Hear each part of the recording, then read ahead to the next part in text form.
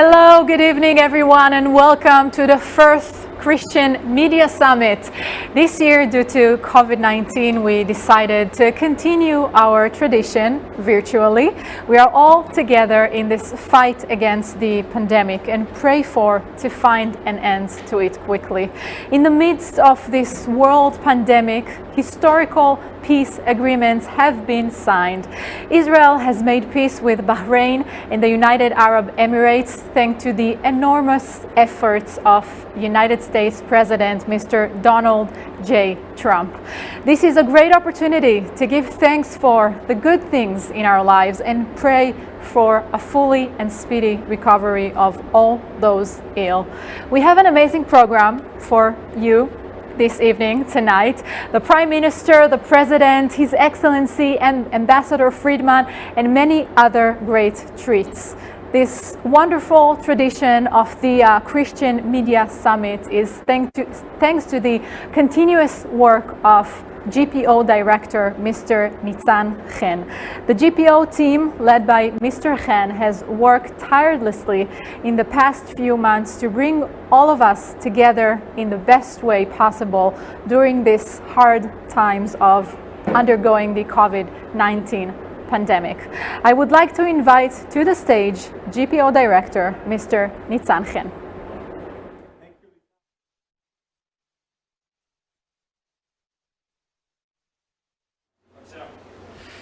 Ladies and gentlemen, thank you very much to all of you distinguished guests who are joining us from far and wide. Welcome to Jerusalem, here at the Friends of Zion Museum. It gives me a great pleasure to extend very warm welcome to you all, wherever you are, on behalf of the Israeli Government Press Office. The Christian Media Summit has become a valued tradition in our calendar, and we are not prepared to give up on this tremendous event, no matter what. The summit has become one of the anchors of our yearly events, where we have the unique opportunity to catch up with our colleagues around the world in the Christian media and in general, and to take this opportunity to share ideas and possibilities. In these unprecedented times, sharing knowledge and interacting with our friends and colleagues has become a prime importance. Not only that, we have seen that even in the midst of hardship, the opportunity to reach out to each other can have historic results. The Abraham Accords heralds the beginning of major peace in the Middle East, of a real change of direction and the movement towards peace and prosperities. And we are delighted and excited to utter the word peace once again. One word, however, that almost none of us had ever attended before this year was corona, maybe less than a beer. Corona in Latin, as you know, means crown, and we use this word to describe crown like scalps on the surface on this terrible virus. We have seen the destructive power of corona as a disease, and our heart go out to all the victims. But we are also witnesses to destructive use of corona to spread lies, racism, bias, and conspiracy theories. But I want to take the word crown and use it in the sense of the Bible, in the sense of the Jewish tradition, to look forward to how we can use this time as a positive force. Corona, or keter in Hebrew, as we say in Hebrew, has a positive meaning, symbolizing power, leadership, and above all, honor. It is a very common motif in Jewish art and literature, and it is used to describe the power of God and the force that can be used for good and for bad too.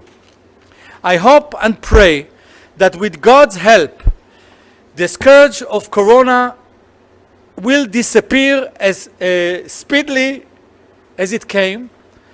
And in Ethics of Fathers, chapter 4, verse 13, Rabbi Shimon said there is three varieties of crowns. The crown of Torah, of our Lord, the crown of priesthood, and the crown of royalty. But the crown of a good name supersedes them all.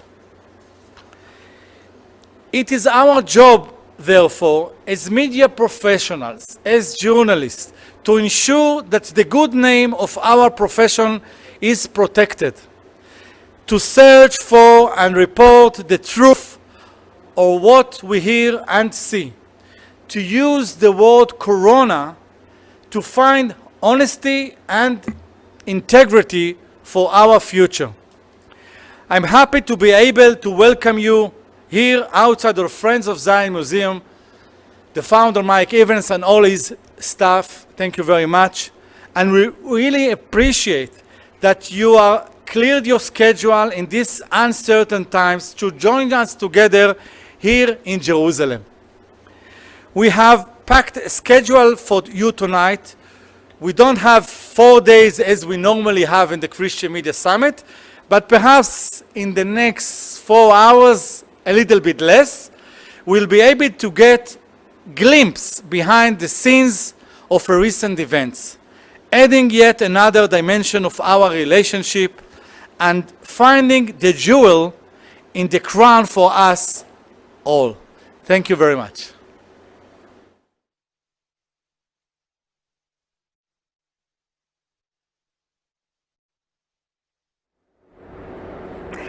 Thank you, Mr. Nitzan Chen. And now we have special greetings from the President, Mr. Rivlin.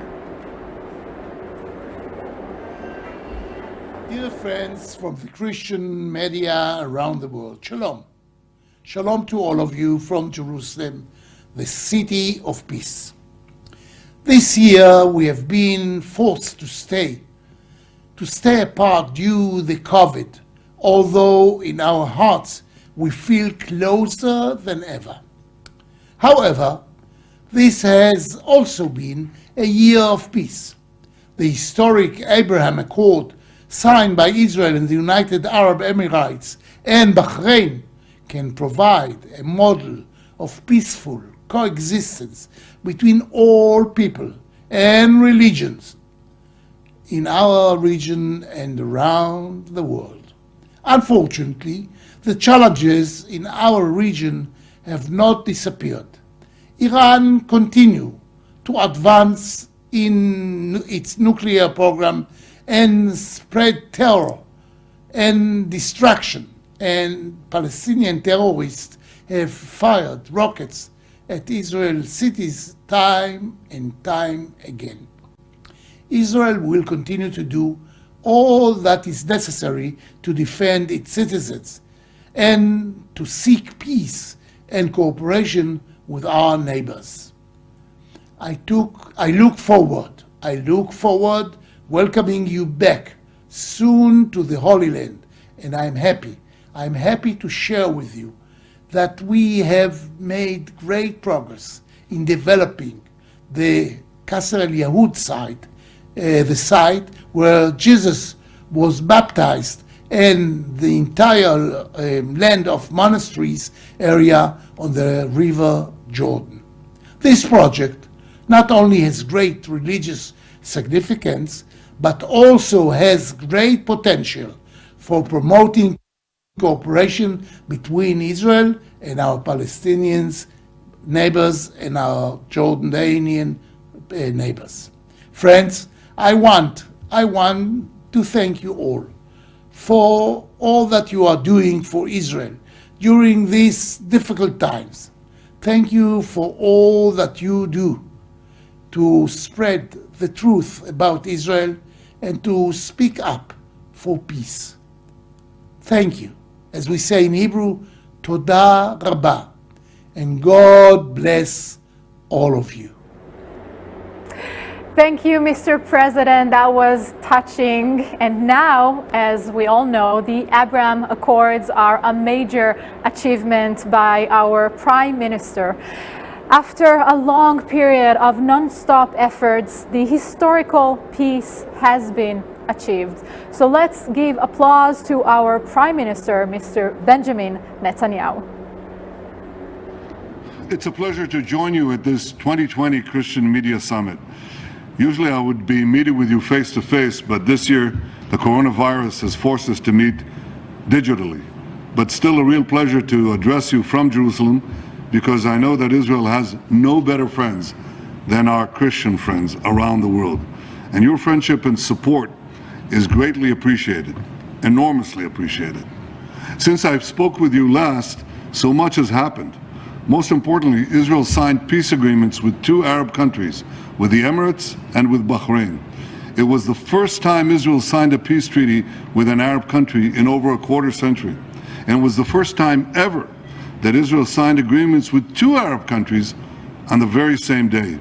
These new agreements will not only bring us the blessings of peace, but they will bring us also the tangible benefits that will flow from new cooperation in trade, in commerce, in investment, innovation, transportation, tourism, and so much more. I think this is a remarkable hinge of history. It speaks also to the legitimacy of the Jewish state. I went to Washington to sign these historic agreements with the representatives of the Emirates and Bahrain and with President Trump, President of the United States. But I didn't do so by sacrificing our patrimony or jeopardizing our security. I did this as a proud citizen of Israel, as a proud son of the Jewish people that protects our patrimony and our security. And I think this is a change because it marks really for the first time the full acceptance of Israel's legitimacy here. This is something I need not tell you about. If anyone has been there all along through thick and thin, it's you. You have understood the historical imperative, this great odyssey of the Jewish people coming back to their land, building up their state, rebuilding their capacity to create and defend their present and their future. And in this, I want to tell you, my friends, you've been extraordinary. You've been extraordinary friends, extraordinary champions of the rights of the Jewish people and the land of Israel, and extraordinary champions of the truth. So keep raising the torch of truth, because sooner or later, everybody will see it. Thank you, Prime Minister Netanyahu. That was powerful as always. Our host here tonight is Dr. Mike Evans, a true friend of the GPO and the State of Israel. Dr. Evans constantly works to help Israel and the Jewish people. Joining us live from the United States, Dr. Evans, please. Ladies and gentlemen, I'd like to welcome you to Israel's outstanding Global Christian Media Summit. This is the fourth in a row, and it's touching the world. So important because the new wars of the 21st century are in fact media wars. They're economic wars, they're ideological wars, and they're proxy wars. And there's no group of people that have been a greater supporter of the State of Israel than the Christian media associations throughout the world. They're all pro-Israel. They all combat anti-Semitism. They're your greatest friends, and I honor you and I thank you for being part of that. And we are here at the Friends of Zion Media Center, the most advanced media center in the State of Israel. By the way, when the Holocaust Forum was held, President Putin based all of his media out of this media center. This is a special day for me as the founder of Friends of Zion. The late President Shimon Peres, the 9th President of Israel, was our international chairman, and he also commissioned the Friends of Zion Award. That award that I'm holding in my hands has been given to many world leaders, including President George W. Bush, President Donald Trump in the Oval Office, and many, many world leaders. It's a very special award because it's symbolic of divine inspiration to honor one of those nations right now, and the head of that nation with the Friends of Zion Award, King Hamad bin Isa Al Khalifa of Bahrain. Congratulations, Your Majesty. What a courageous man you are. Thank you so much for having the courage to stand for moral clarity. We are so honored to present you with the Friends of Zion Award that we presented to the President of the United States. The second world leader we want to honor with the Friends of Zion Award is Prime Minister Sheikh Mohammed bin Rashid Al Maktoum of the UAE, the United Arab Emirates. These two amazing countries broke through the glass ceiling and make peace with the state of Israel. What an astonishing accomplishment on your part. Congratulations. Thank you so much. The third person that we want to honor is the Crown Prince of Saudi Arabia, Mohammed bin Salman bin Abdulaziz Al Saud, or as they affectionately call him, MBZ. I want to take a moment to explain to you why we're honoring His Excellency the Crown Prince. There is no leader in the Muslim world that has influenced the decisions that are being made to move the Muslim world to support the state of Israel more than this Crown Prince. He may not be taking the credit for it, but I can tell you, having met with him, he is, in fact, the key person that's leading. What I saw in the country under his leadership was astonishing. A total re-education program against anti-Semitism, including in the mosques, among the mullahs. They don't allow them to preach jihad and Jew hatred anymore. But in addition to that, I learned a lot when I was with the Crown Prince. He told me he understands Jewish people because his mother was Jewish. Well, he told me it was really his father's house director, and she was an Ethiopian Jew. He also told me his personal feelings about Israel, and he said the Palestinians have a simple solution. They need to copy Israel. They need to copy Israel. He was very impressed with Israel and not so impressed with the corruption among the Palestinians. Keep your eyes on this Crown Prince. He's one of the most brilliant men living on the planet, one of the most articulate, and one of the most forward thinkers. I can tell you virtually everything that's moving forward in the Sunni world, I believe, is because of his leadership. And that's why we want to honor the Crown Prince with the Friends of Zion Award. The fourth world leader we want to honor with the Friends of Zion Award is King Mohammed VI of Morocco. Keep your eyes on Morocco. Morocco will also make peace with Israel. They're very forward-thinking, and they're very well engaged in this matter. So we want to honor them now.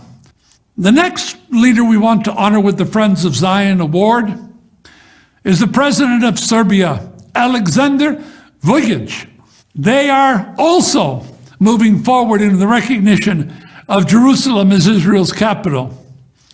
The next world leader we want to honor is the President of Romania, Klaus Iohannis. Again, another country that will move their embassy to Jerusalem. The next world leader we want to honor is the President of Paraguay, President Mario Abdo Benitez. The next world leader we want to honor is the President of Czechoslovakia, President Miloš Zeman. The next world leader we want to honor is the President of Malawi, an evangelical who is going to be moving the embassy also to Jerusalem, President Lazarus Jakarwa. And the next world leader we want to honor is my old friend, His Excellency, President Museveni of Uganda.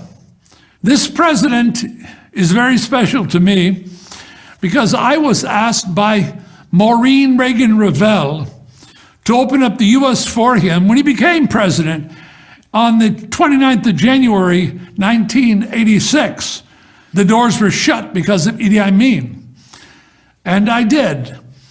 I brought him to the National Religious Broadcasters Conference. I hosted his cabinet in the suite for Christians. Grace, your husband made a promise to me, and he broke his promise. He did not honor Yoni Netanyahu. She looked at me and she said, "Man of God, God will strike my husband with leprosy if he doesn't keep his promise here in Jerusalem." Oh, that's what she said. Well, within 24 hours, President Museveni was with Prime Minister Netanyahu, acknowledging he was going to build a memorial to honor Yoni Netanyahu. And he did it. President Museveni, I know you, and I know you're an evangelical, and I know your darling wife, and I'm so glad you don't have leprosy. Thank you for your support of the state of Israel. I know you'll move the embassy, and God will bless you for doing that. And I bless you. I'd like to express my congratulations to my dear friend, the director of Israel's press office, Nissan. You have been terrific to work with. And what a complicated situation you were in, hosting something like this virtual in the middle of Corona. But only you could have accomplished it, and it's an honor to partner with you. And by the way, I'd like to thank our Jerusalem prayer team members. We have 71 million followers just on Facebook. It's the largest pro-Israel social network site on the planet, and it's growing very fast. Your cherished friend, for the astonishing partnership you've had with evangelicals, Christian Zionists. God bless you. Thank you, Dr. Evans. The Abraham Accords are a wonderful example of true sustainable peace and a beginning of a new amazing friendship. The next video will summarize the journey to peace.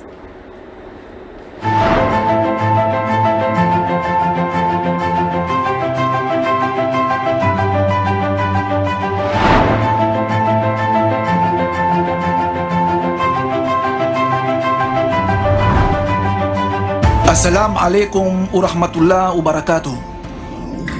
أنا فخور وفرحان جدا بوجودي هنا كرئيس الوفد الإسرائيلي.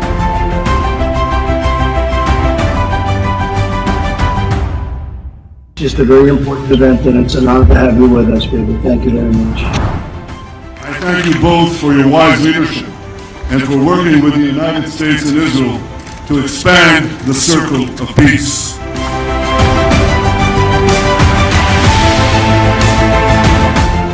Prime Minister of the State of Israel, thank you for choosing peace.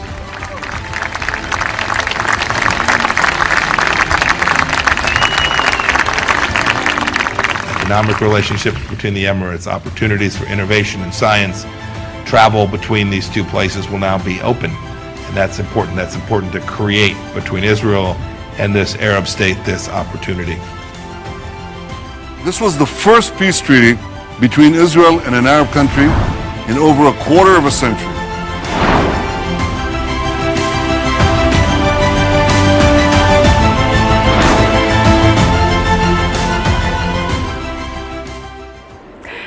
Such amazing times, and now I want to invite and say hello to Mr. Eliav Benjamin, Director of Coordinations and Special Relations Countries at the Ministry of Foreign Affairs. Hello, good evening. Hi Litar, good evening to you too. How are you doing?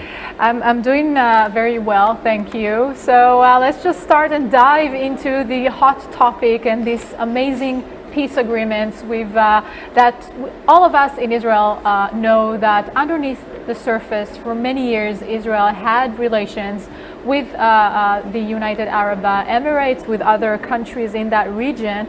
And what I want to start by asking you is, how come now? Why now the terms or the situation was okay for them to openly say we want to sign a peace agreement with Israel? Well, Lital, it's true. We've had relations with most of these countries for over 20 years now. Some more, some less. Of course, everything was under the radar, things that the foreign ministry in Israel has been handling for years. And perhaps the reasoning is that all the stars are now aligned. Different things came into sequence, and this is the right time for so many reasons, whether it's the public opinion in so many ways that we've been working with and working on to understand the benefits of having relations, both here and of course in the Gulf. And add to that the interest of everybody and understanding of everybody to move on in the region, that this is the time to move on for relations, because it's for the best of peoples everywhere, for the benefit of the people, understanding that most of these countries are very tolerant countries. Israel is a tolerant country. The interfaith issue plays a big part of this as well. Both the United Arab Emirates and Bahrain see themselves, and rightly so, as a place for interfaith tolerance and dialogue. And these are part of the things that align together now. I think in a way, as Prime Minister Netanyahu said, it's a peace for peace. I mean, there are no demands from Israel. It's one country that says we can benefit a lot from signing a peace agreement with Israel, and we're proudly and openly saying that we want to have a close relations with Israel. It's true. These countries who have said so for so many years behind closed doors are now saying so openly, understanding that the deadlock that we've all been in for so many years, we've all wasted so much time and so much blood and so many other things, and understanding that this is perhaps the best way to go forward for the region, and hopefully it will have a rippling effect on other countries as well. Do you think that the elections in the United States or the timing has to do with the timing of the signing of the peace agreements? As President Donald Trump said, he wants to show to the world that he's a good businessman, that he can bring peace agreements, and it was a bit more difficult to bring a peace agreement with the Palestinians, so that was a good opportunity to deliver. Well, I think a good word of gratitude, a big word of gratitude, is owed to the Trump administration, to the president himself, and to the people around him who've been working effortlessly for the past, well, since they came to office. It's not something that they started just now. They've been working on this really day in and day out for the past 4 years to make things happen and to make this into a reality where we are actually at today. As today, actually this morning, we were witnessing the first official flight to Bahrain. What can you tell us about the relations between Israel and Bahrain, and what can we benefit from it? Sure. Yes, another historical day. We are, a sequence of historical events now. First with UAE, and now with Bahrain. A delegation went out on an El Al flight directly over Saudi. The Saudis approved this direct flight as well. The relations with Bahrain, which is a small country, surrounded also with various challenges in the region, and also allies on the other hand. They have a very small Jewish community there, believe it or not, which has been there for about 200 years or so. Wow. Very, very small but prominent, with a lot of respect that they receive from the leadership there. And there is really openness to do business with us, to come and visit us, to have cultural exchange, and goes vice versa as well. As we know the close relations between Bahrain and Saudi Arabia, we know that Saudi Arabia is allowing Israel these days to fly over its territory. Do you think that's a hint for the future, that maybe that's the next country that Israel is going to sign a peace agreement with? Well, I'm not in the betting game to see who the next one will be. But we are working with a lot of countries in the region. You can, map out those that we haven't got the formal relations with yet. And yes, the fact that the Saudis allow for flights to go over them is great, and it definitely is a great signal for us, as we have also signaled in various ways to them that we are open for talks and cooperation. Because we've heard President Donald Trump and Prime Minister Netanyahu saying that there are 5, maybe 6 countries allying to sign a peace agreement with Israel. It's true. We're working effortlessly on this, really across the board. I mean, look at the countries, Muslim Arab countries, both in that region and also in in the African continent that we're working to try and form relations with of course the assistance of the United States. Mr. Eliav Benjamin, thank you so much for this interview. Thank you very much. Now, after hearing the Israeli side from the behind the scenes, it will be a perfect opportunity to hear the American side. So let us all thank the United States of America as we invite His Excellency Ambassador David Friedman. Thank you to everyone at the Christian Media Summit. Thanks for having me. Thank you to my dear friend, Dr. Mike Evans, for hosting this event. It's a great pleasure to be with you, even if it's virtually. I'd like to share with you some personal feelings about two subjects, about the Abraham Accords and about COVID-19. What do these things have to do with each other? Well, I would suggest maybe more than you think. On September 15th, I was privileged to attend the signing ceremony of the Abraham Accords on the South Lawn of the White House. At that ceremony, the representatives of Bahrain, of the United Arab Emirates, and Israel all agreed to make peace with each other, to normalize their relations, and the document was signed and witnessed by President Trump. After the ceremony, I headed back to Israel, and I was immediately stuck in isolation. Those are the rules when you come back from a foreign trip. And so Rosh Hashanah I spent by myself with my prayer book and my family. And this was the next day, the day right after I got back from the signing. And I opened up the Torah reading for Rosh Hashanah. What was it about? It was about the story of Isaac and Ishmael. Isaac, from whom the Jewish nation descended, Ishmael, from whom the Arab nation descended. There was a great rivalry between Isaac and Ishmael in that section of the Torah reading. It hurt Abraham very much, but we do know that Isaac and Ishmael reconciled. They reconciled, and together they buried their father Abraham at the cave of Machpelah. So from a ceremony at which the nation of Israel and an Arab nation reconciled their differences, I went right into a biblical portion where essentially the first reconciliation between Jews and Arabs occurred. It was profoundly moving to me, and it told me something.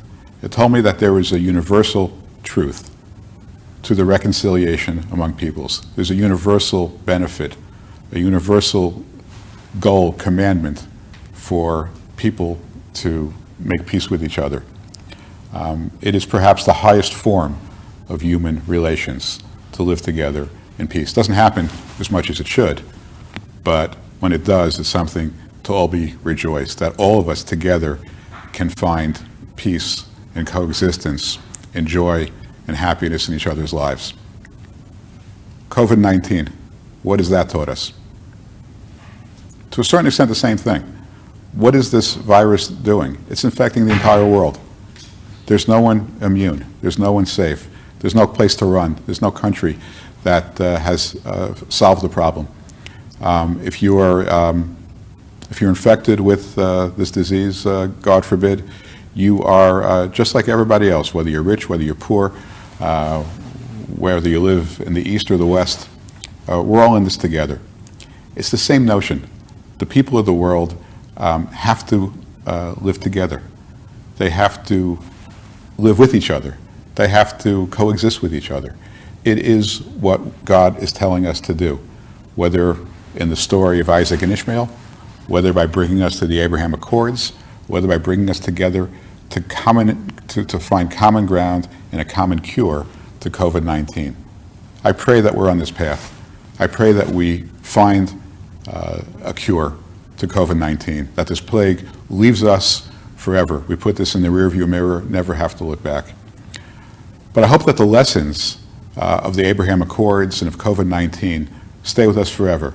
The lessons that we have to work as hard as we can to find peace and coexistence and mutual love and respect for each other. Let's hope that the year 2021, the year Tufshin Pei Aleph is a year in which this is something that we accomplish. Thank you. Thank you, His Excellency, for your kind words and for your true commitment and friendship with the State of Israel. The COVID-19 pandemic has turned the world upside down, from a world of shaking hands and hugging to one of social distancing. This has led us to a virtual summit this year, joining virtual hands and efforts as we share knowledge of this horrible pandemic with each other, has gotten the world hoping to bring an end to this pandemic and to develop a vaccine which will hopefully prevent this pandemic from returning. In the midst of the pandemic, fake news and media bias have been involved. Part of our job as journalists is reporting facts and delivering truth and shaking fake news from the outlets it is spreading. The next panel will discuss exactly that. Moderating the panel is Mr. Chris Mitchell, head of CBN's branch in Israel. So let's get started.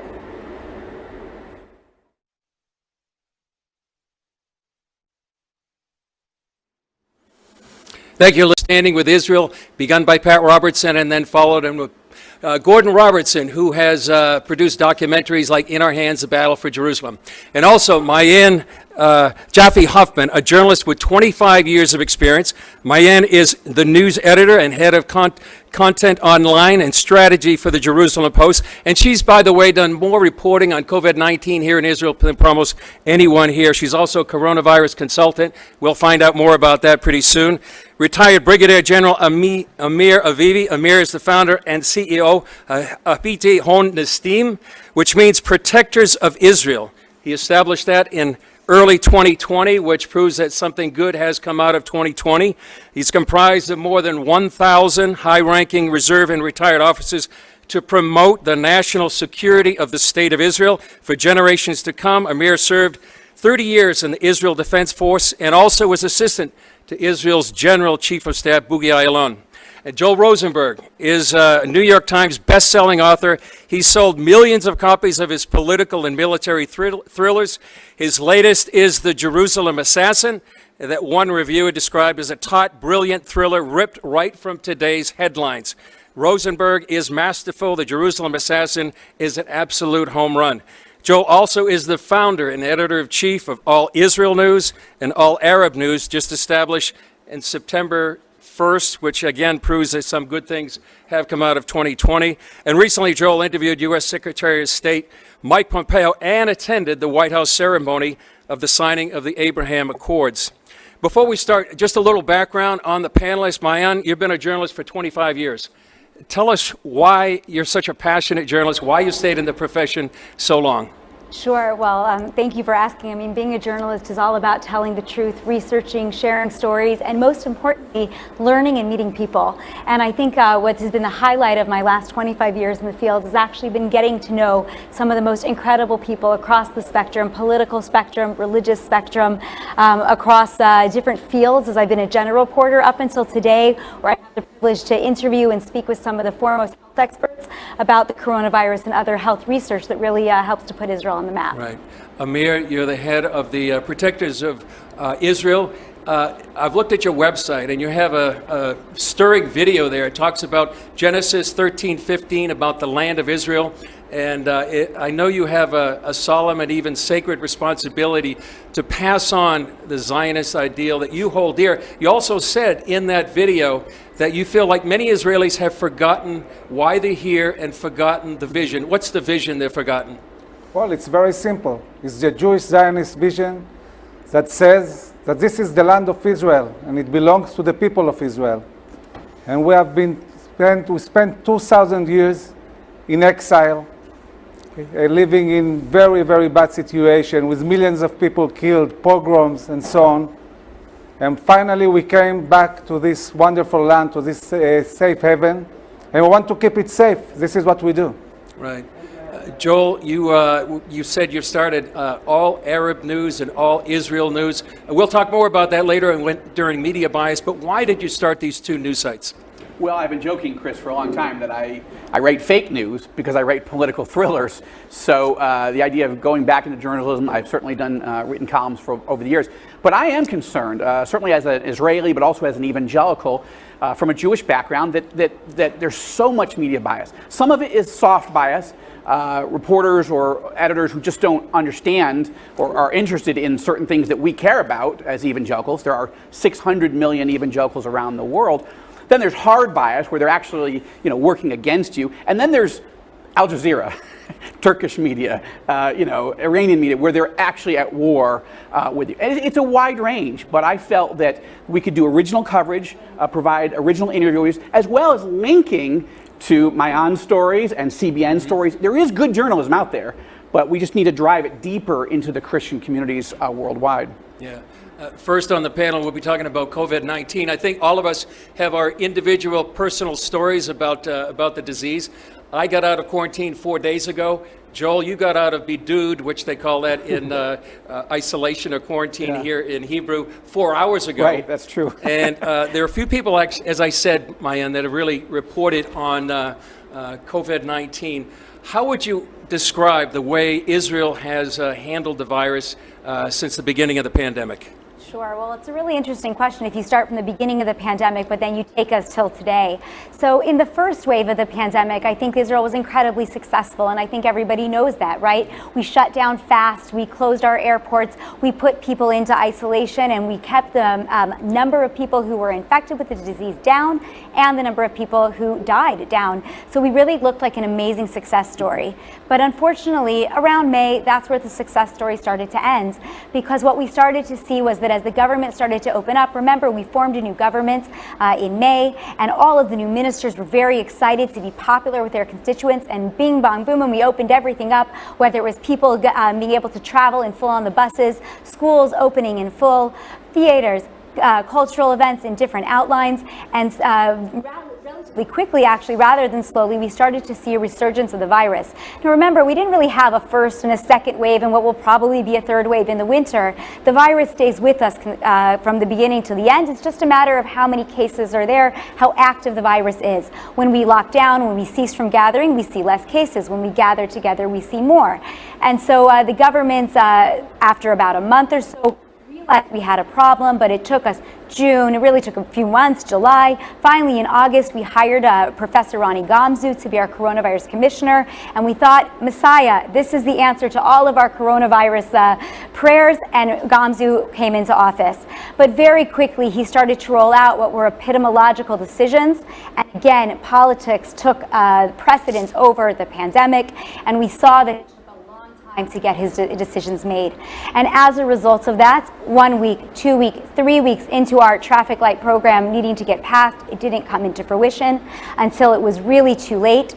And then when we needed to lock down the red zones, we didn't. And as you saw, we went into a second lockdown. We were the first country in the world to have a second lockdown. We became at some points first, other times third, but definitely always in the top 10 in terms of number of cases per capita per day, the number of deaths skyrocketed, and here we are today. Today is a special day because it is the first day of stage 1 of our exit from the lockdown that we just ensued for about a month pandemic. Yeah, Amir, before I ask you a question, just to remind you, so many people here are joining us literally from all over the world on Zoom, and perhaps this fourth annual summit is reaching more people than actually the first 3 did. So welcome to everybody joining us on Zoom and around the world.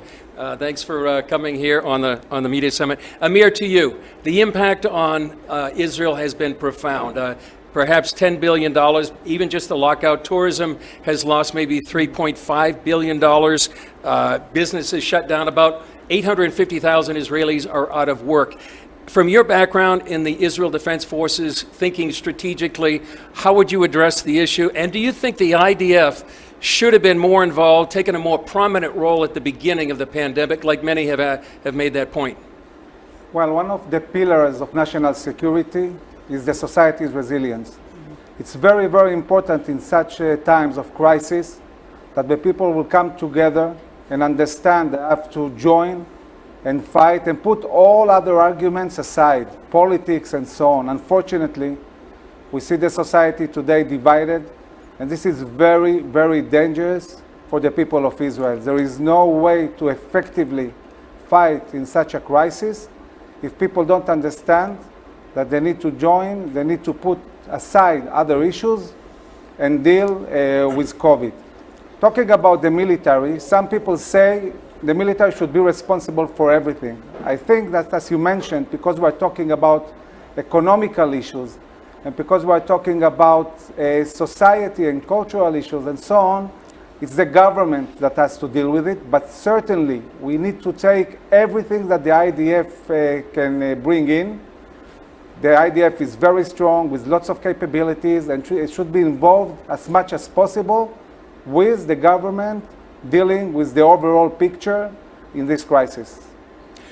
Joel, you wrote an article called Israel's Second Yom Kippur War. You compared this to a war, and what did you mean in that article? Yeah, that we're losing. We're losing the war. More Israelis have died from COVID, about 2,200 as we speak, than in all the wars and terrorist attacks in the last 20 years, which is about 1,441. That's a stunning number. And I think, these guys have, walked through why. We're Olim, we're new immigrants. We've only been in the country a few years. One son finished the army, one's in the Israeli army now. One of the things that we watched, and I'll just say it quickly, is that in the first lockdown, people took it seriously, and we were shocked because we don't think of Israelis being orderly and wearing their masks and standing in line and social distancing. So we were shocked. Then the second round, we sort of, that's the sort of Israel we think of. But we love Israel. We're super Zionists, like that's why we came from America. But I think what's interesting is, and my wife just captured it, the first time was a national emergency. People treated it like a war. So if the government says do this, they handle it really beautifully. Then they sort of lost confidence. And I will add, I think the government also got swept up in an annexation debate and got themselves focused on an entirely different issue, which was not helpful, combined with all the other issues of new cabinet members and et cetera. So yeah, we're losing this war, but maybe we're turning the corner, but we've got to be very careful going forward, particularly the Christians all over the world who want to come and visit. That's just one issue. We need to open up our country again, and it's sad to see it close. It's like a ghost town. Just quickly, Mayan, Israel is the startup nation, and it has a lot of innovations about COVID. Just mention one. How is Israel doing on the race to a vaccine? Well, it's interesting. I actually, just before coming here, had an off-the-record briefing about that particular topic. I can't share too much information, but what I can tell you is that we are, as everybody knows, getting ready to start our phase 1 clinical trial, meeting our first human trials of our vaccine that is being made by the Biological Institute in Ness Leona. This is very exciting. And we are working concurrently to get access to various vaccines. We know about publicly Moderna that we've signed a contract with, Arcturus, and we're working behind the scenes on other commercial deals that will allow us to have access to a vaccine for Israeli citizens if it takes us too long or longer in order to achieve our own vaccine here.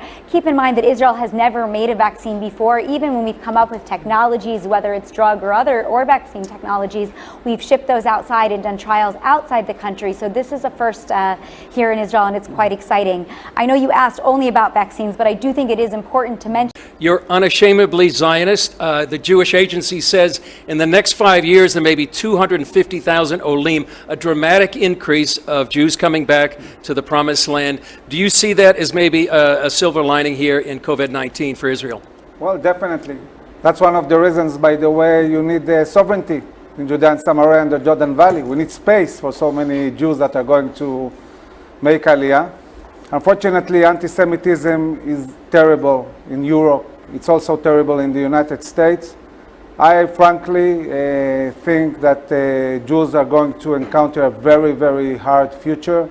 And this is why it's so important that the state of Israel will be strong, will flourish, will be ready to absorb any amount of Jews that want to make Aliyah. This is the difference between the history in the past, where there was nowhere to flee, and the existence of the state of Israel. This is so important, and we're really looking forward for all these Jews to come to Israel. Yeah. As we shift to our second topic about the peace deals, and we just want to again say thank you to everyone joining us from Zoom. Shalom from Jerusalem. Joel, as we speak right now, there are Israeli, U.S., and Bahraini officials signing a memorandum of understanding in Bahrain right now. These Abraham Accords are historic. You were there at the signing of the Abraham Accords at the White House lawn. Tell us about it. It was incredibly emotional, I'll tell you, because I had been with Crown Prince of the United Arab Emirates, Mohammed bin Zayed, 2 years ago. He invited me to bring a delegation of American evangelical leaders. I wear both hats as an Israeli and as a dual U.S. citizen, since that's where I was born and raised. And I brought them in, and one of the things we talk about when we meet with these Arab leaders, I've led 6 of these delegations, is, you know, we are, as evangelicals, we love Israel and we love the Jewish people. And that's a theological position. It's not a political position, so it can't be changed. So we just want you to know, as an Arab Muslim leader, you just need to understand the evangelical community. The UAE had never invited such a delegation before. We also said we are followers of Jesus, so we also love our neighbors. We're commanded to. We don't always know how. We're not against the Palestinians. We want to make peace with them, but we're not quite sure how. But we want you to know it's not either or for us. But the third thing I said was, we are commanded in the scriptures, Psalm 122, verse 6, to pray for the peace of Jerusalem. And we've been praying for a long time for another Arab leader to say yes and make peace. And we just, want to encourage you. And he leaned forward. He said, Joel, I'm ready. I'm ready. And we were shocked, because that was sort of a, not boilerplate position, but just, we weren't expecting that answer. And we spent a lot of time. It was off the record at the time. And we had also met with his younger brother, ABZ, Abdullah bin Zayed, and that's the foreign minister. So to be on the lawn of the White House, watching Foreign Minister Abdullah bin Zayed sign a deal with Israeli Prime Minister Netanyahu, whom I worked with 20 years ago, but still, and the Bahrainis, who I know as well, it was stunning. And I was emotional, again, having sons that have served, one still is.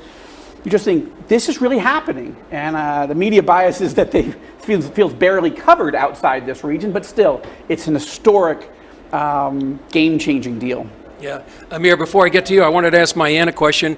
We were talking before this, Mayan, about the panel, and we found out that we both came here in the year 2000.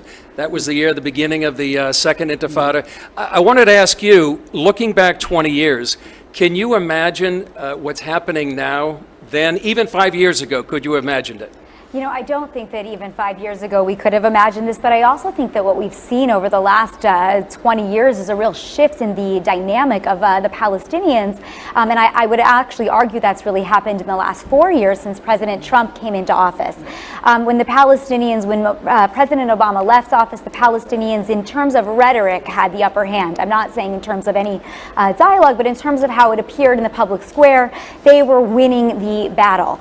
But what we've seen happen in the last 4 years, inwards with what they need to do in order to not beat the pandemic, but at least succeed and to live through the pandemic. So we start to see who could be our best partners and who's getting it right and who can help us. And I think that we start to also reflect on what is important in life. And you see that different countries, especially in the Gulf states, but all over the world, are starting to look at partners they didn't look at before in order to beat this thing together. Yeah. Amir, just the other day, the Knesset ratified the accords 80-13. Israelis seem to have a majority seem to support it. Our crowd, Jonathan Medved, sees a great opportunity for trade. Jerusalem's deputy mayor, Flor Hassan, whom was just there, is very excited about the relationship. As a retired Israeli general, what is your view of the Abraham Accords? Well, first of all, I think it's going to be very, very beneficial for Israel, especially talking about economics, especially because now there is a real interest between us and the Sunni Arab world, and it's dealing with the Iranian threat. This interest emerged something like 8, even 10 years ago, when the Obama administration actually left the Sunnis and joined with the Iranians. And the Sunni Arab world understood at this stage that the only country they can rely on is Israel, that will be always there in order to deal with the Iranian threat. Now, I'm not the kind of guy that gets all enthusiastic. I'm realistic. We have signed peace agreements in the past with the Iranians and with the Turks. And within time, it didn't necessarily turn out so well. So I'm happy about these peace agreements, but I want to say to the Israeli government, these peace agreements are important, but not if we don't apply sovereignty. Our interests are more important. We have to make sure that this peace agreement is not instead of fulfilling the most important interest of the Israeli people. Yeah. One other question, Amir, you talked about sovereignty. You've wrote a couple of compelling articles in Israel Hayom about that, about sovereignty. One other question about qualitative military edge, which is called QME, which is applied by law by the U.S. Make sure that Israel has that qualitative military edge. There has been talk about the sale of an F-35 to the UAE. What's your sense about that? Well, first of all, I understand the interest of the United States to sell. I also understand the Gulf states that want the best weaponry against the Iranians. But as you said, we have to keep Israel's edge. So we are going to discuss this issue with the administration, with the Congress. And if at the end of the day they will sell the planes, we have to make sure that the technology inside them is not cutting edge, and still we have enough edge to keep our power in the Middle East. Yeah. Well, turning to our last topic, and maybe we have time to get to one more. If you haven't heard, there's a national election in the U.S., and we wonder how that might impact the Middle East and Israel. Mayan, you've been in journalism for 25 years. How have you seen media bias against Israel? And in particular, how has it raised its head there in social media? Sure. Well, I mean, look, media bias against Israel has existed, I think, for time immemorial. Anti-Semitism has existed longer than that, and we don't expect anything different. But in terms of what's happened, really, in the last 8 months under the coronavirus, is that it's become rather acute. We're seeing a spike in anti-Semitism on the social networks before COVID-19. We were writing about that, exploring that, whether it was through various reports or through just articles looking at what was happening on the social networks. We were seeing on the internet desk at the Jerusalem Post when it was first starting, and that was about 18 years ago. So here we are today, and that is the main platform that people use, and social networks are how people access that web content more often than not. And so what we're seeing is that this one piece of misinformation, one piece of fake news or biased news is one match that creates a fire in seconds. And this has become a really big problem, first of all, in terms of health experts being able to combat the fake news. Don't wear a mask, do wear a mask, what's correct, who's behind those conspiracy theories, and certainly when it comes to Israel or the Jews being behind some of this, it's equally as much of a problem. Yeah. Joel, as we mentioned, you started 2 news sites, All Israel News and All Arab News. What do you hope to achieve in light of media bias against Israel with these websites? Yeah, well, we want to go to war to counter all this type of media bias, and particularly from the lens or the perspective of the evangelical Christian community, which again is 600 million strong worldwide, about 60 million in the United States. That doesn't mean every article has a Bible verse or is covering Christians, but it is dealing with a lot more issues than maybe other media sites do, and linking to those sites that are doing really good coverage that's unique and helpful. But I will say it's a war. Mike Evans mentioned that. We're in the media center of the Friends of Zion Museum. Is a high-tech center. It's a great center. This is a war, and we have to treat it on many fronts. And you can't just play defense. You have to play offense. You have to engage certainly your own community. And I would say overall, and this is the aside from the Christian Broadcasting Network, where I think is leading the league in trying to figure out how do you drive good, solid reporting to the Christian community worldwide. But I think social media is an area that a lot of Christian media isn't doing enough of, and that's an opportunity not to compete, but to work together. Again, just like we need allies in the Sunni Arab world, and certainly the United States is our most important ally, Christian media, Jewish media need allies. We need to be encouraging and strengthening each other, because you can't wage the war alone. Israel is small, the Jewish community worldwide is small, and when they were fighting by themselves, it wasn't going so well. And unfortunately, the Christian community worldwide was dormant at very bad moments. And a lot of what we're trying to do is flip the tables and do it differently. And that's why, even though my day job is political thriller writer and starting nonprofits to do humanitarian relief in Israel and so forth, I can't let this battlefield go unengaged. So all Israel news and all Arab news is the answer for me. And the reason we had to do all Arab news was because there are Arabs who are friendly to Christians, to Jews, to Israel, but they're not ready to go be interviewed by me, a Jewish evangelical Israeli Zionist.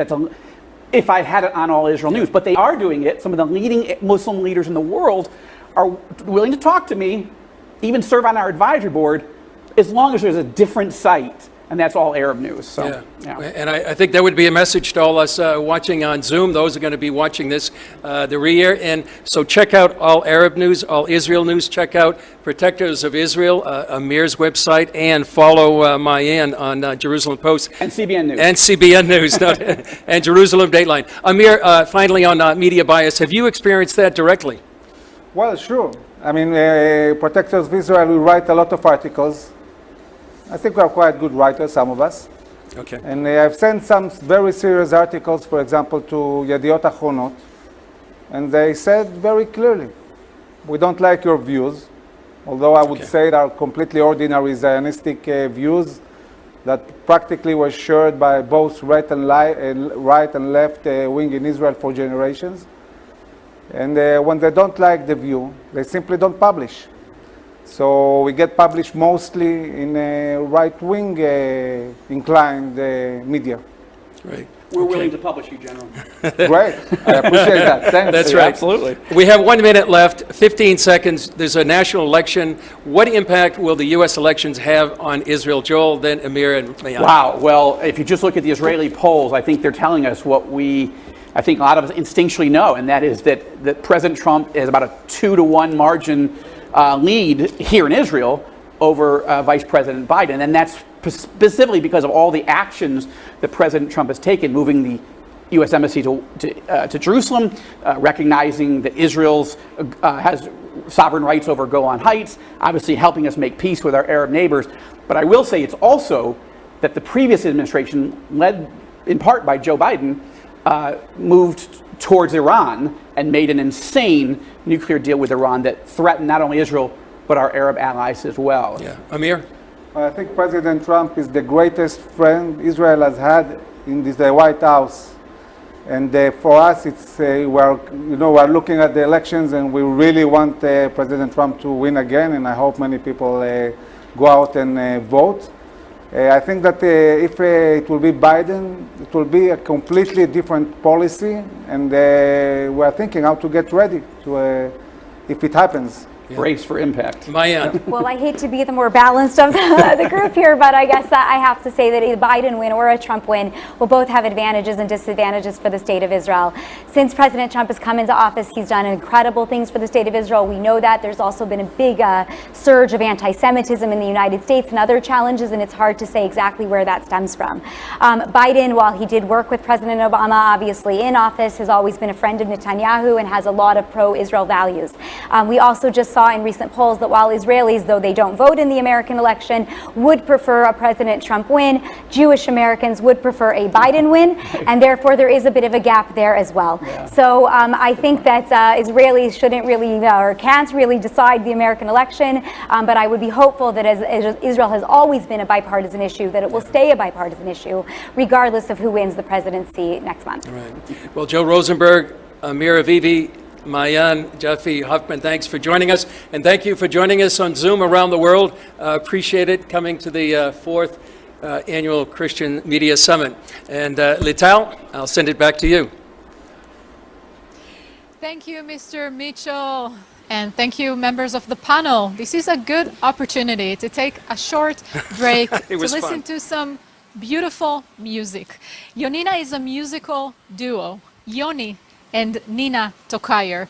Actually, they're a couple in real life, and they've started their musical career alongside their personal life. So let's give it up. Yonina. Thank you. We're so happy to be here singing to you here from Jerusalem. And we're going to sing an original song. It's an original melody composed to the morning prayer, Elohai Neshama, which speaks about our soul being pure.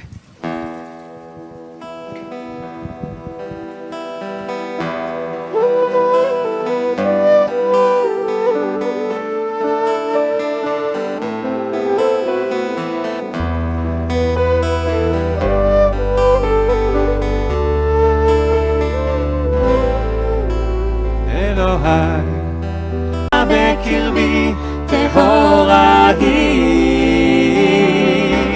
אתה ברתה, אתה יצרת, ואתה משמרה בקרבי טהורה היא, טהורה היא.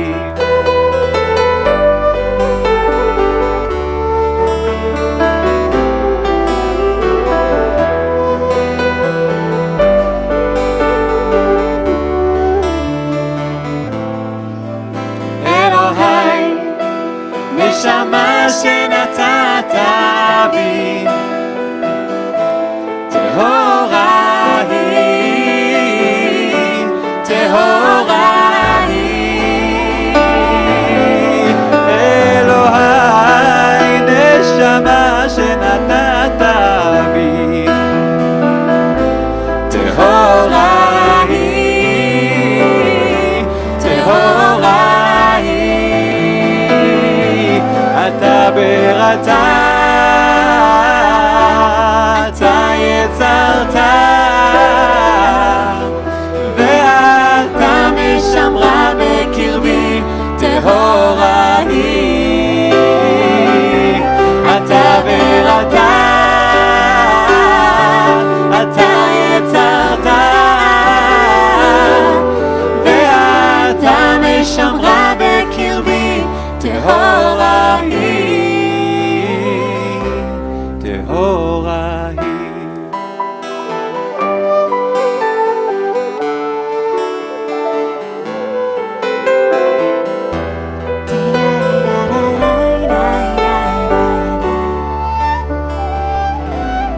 אתה ברתה, אתה יצרת, ואתה משמרה בקרבי טהורה היא. אתה ברתה, אתה יצרת, ואתה משמרה בקרבי טהורה היא, טהורה.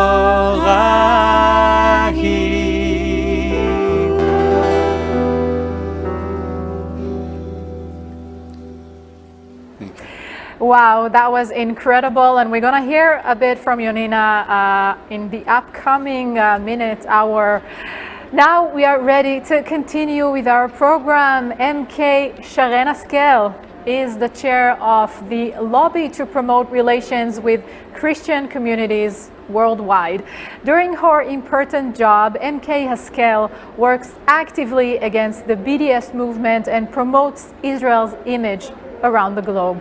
We will proceed to MK Haskel's greeting. Please.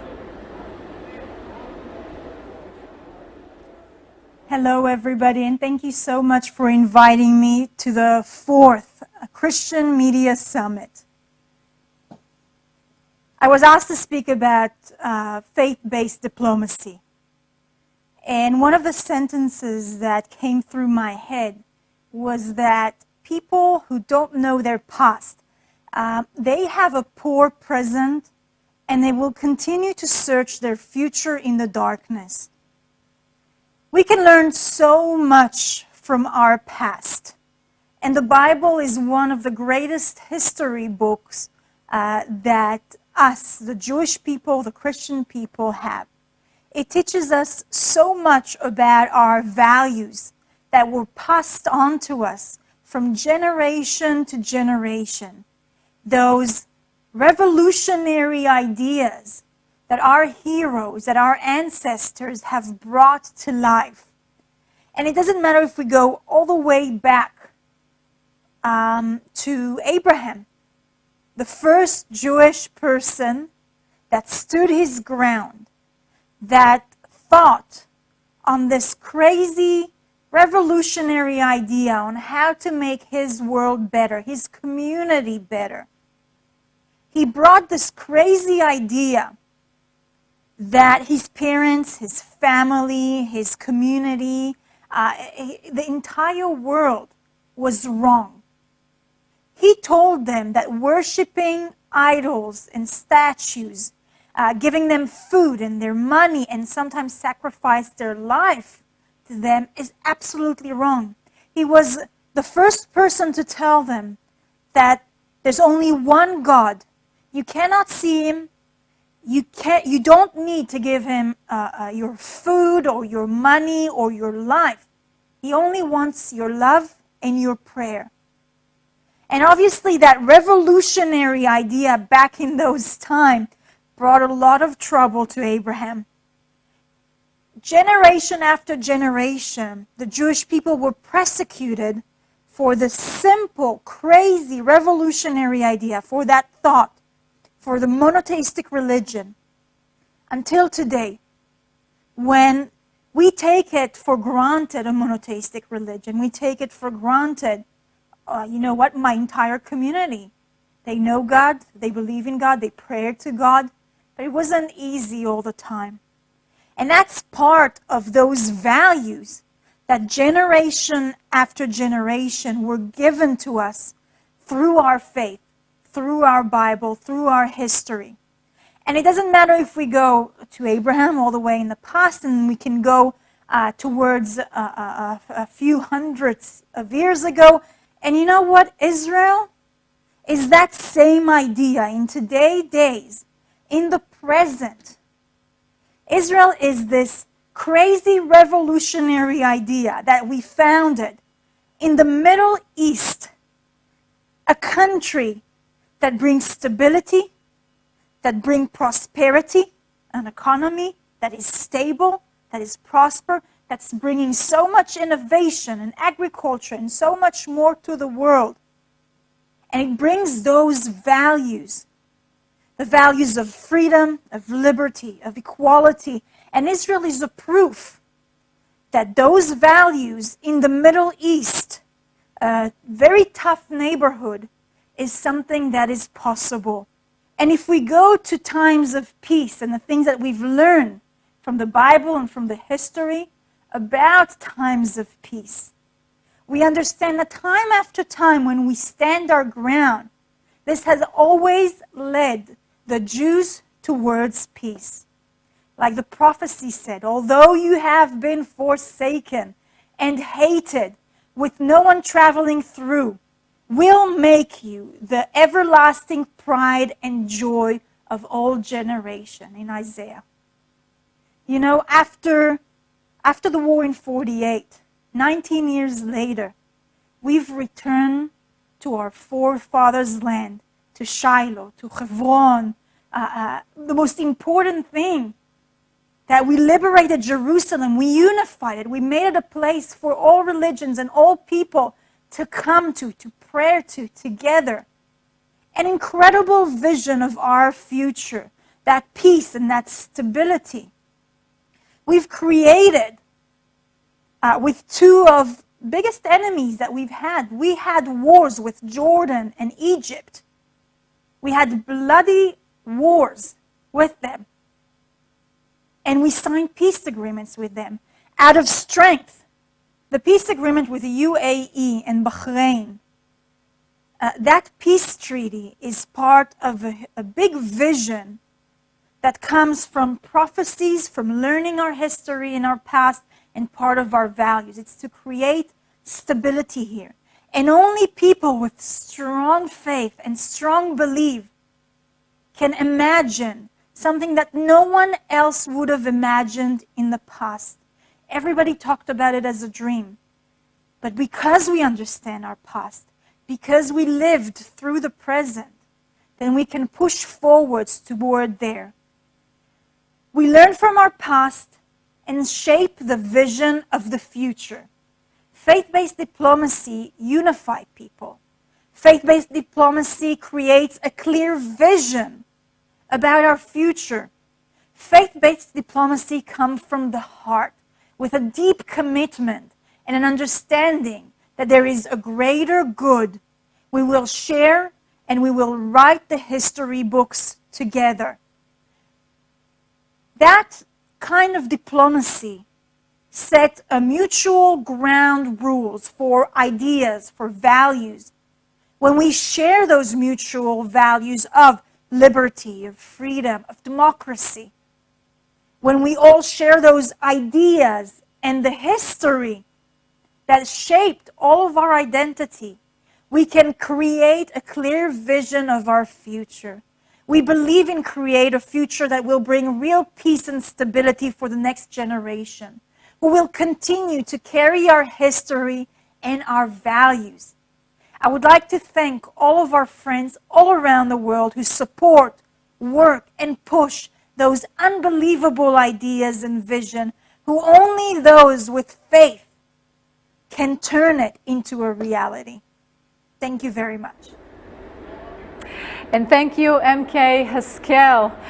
As the global race for a vaccine continues, the Biological Institute in Israel is starting phase 3 in its clinical trials. If all goes well, in just a few months, Israel will be holding a blue and white vaccine. Leading the Israeli effort to find a vaccine, joining us live is Professor Shmuel Shapira, head of the Biological Institute. Professor Shapira, please join us. Hi, nice being with you, nice talking to you. And just to correct, we are starting at phase 1, but I'll explain in a while. Okay. First of all, what is our institute? The Israel Institute for Biological Research is a R&D research and development institute dealing with biological and chemical science, and its main issue is to protection for the people in Israel from biological or chemical warfare or terror acts.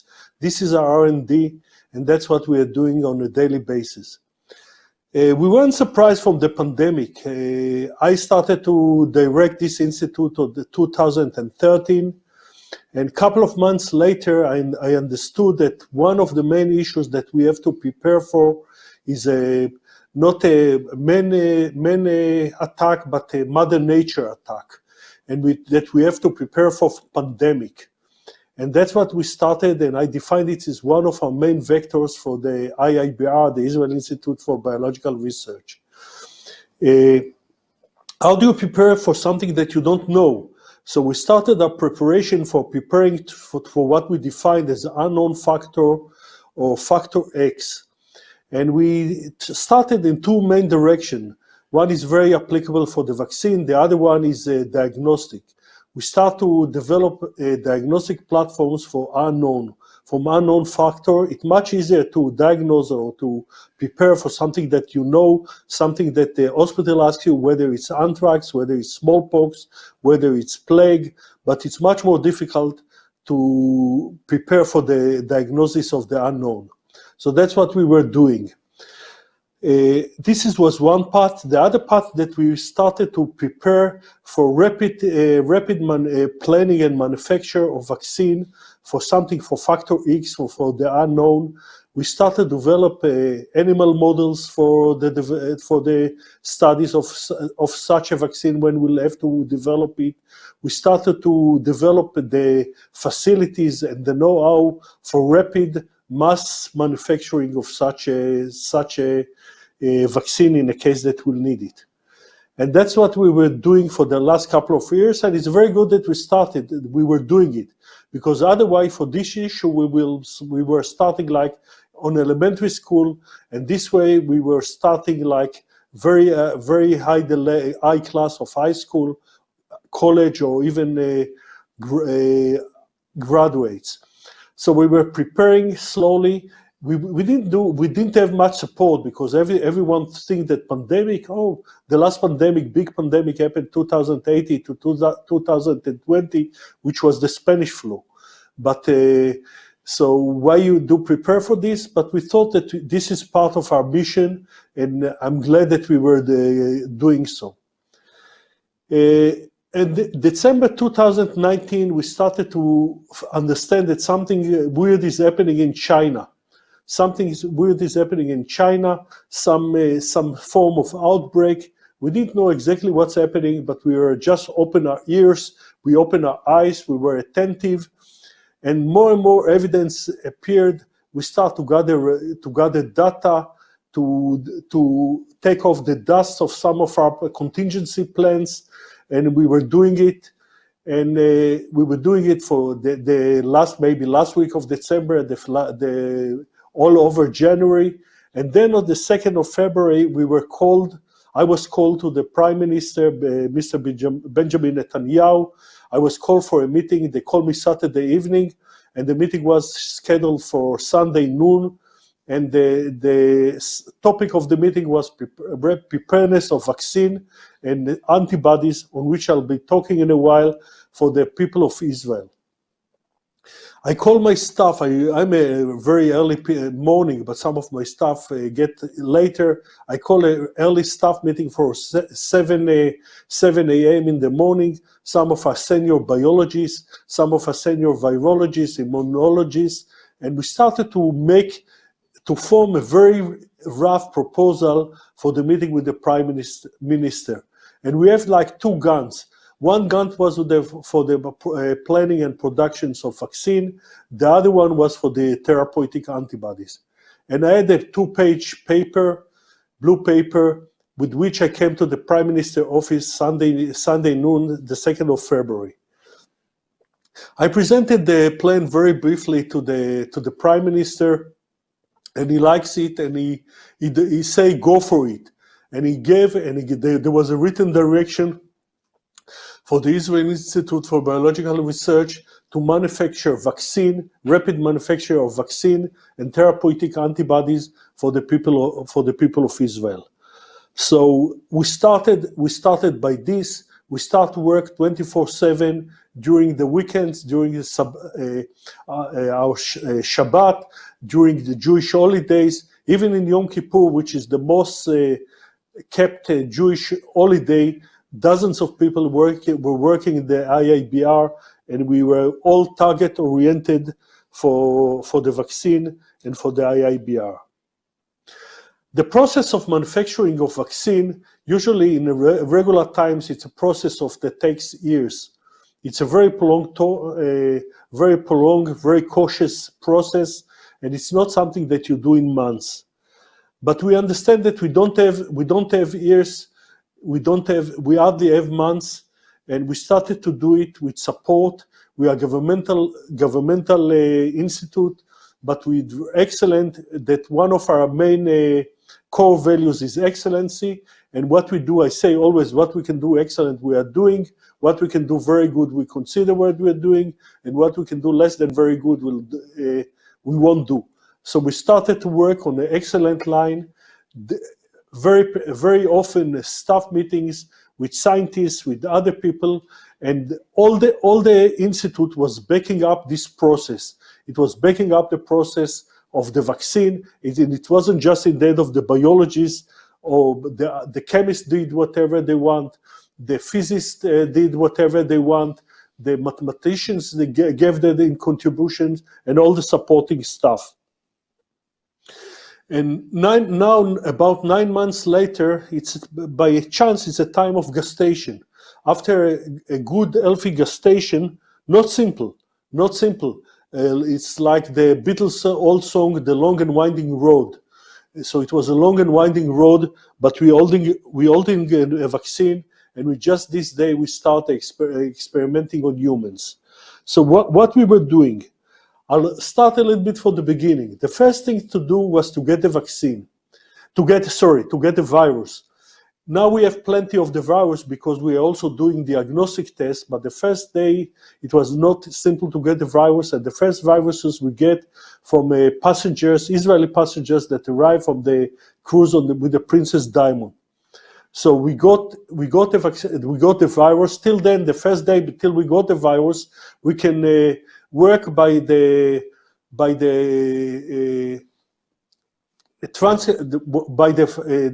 the Chinese publicized regarding the transcript of the virus. But we needed to work. We need the real virus, and we had it after a couple of days that the first patient arrived to Israel.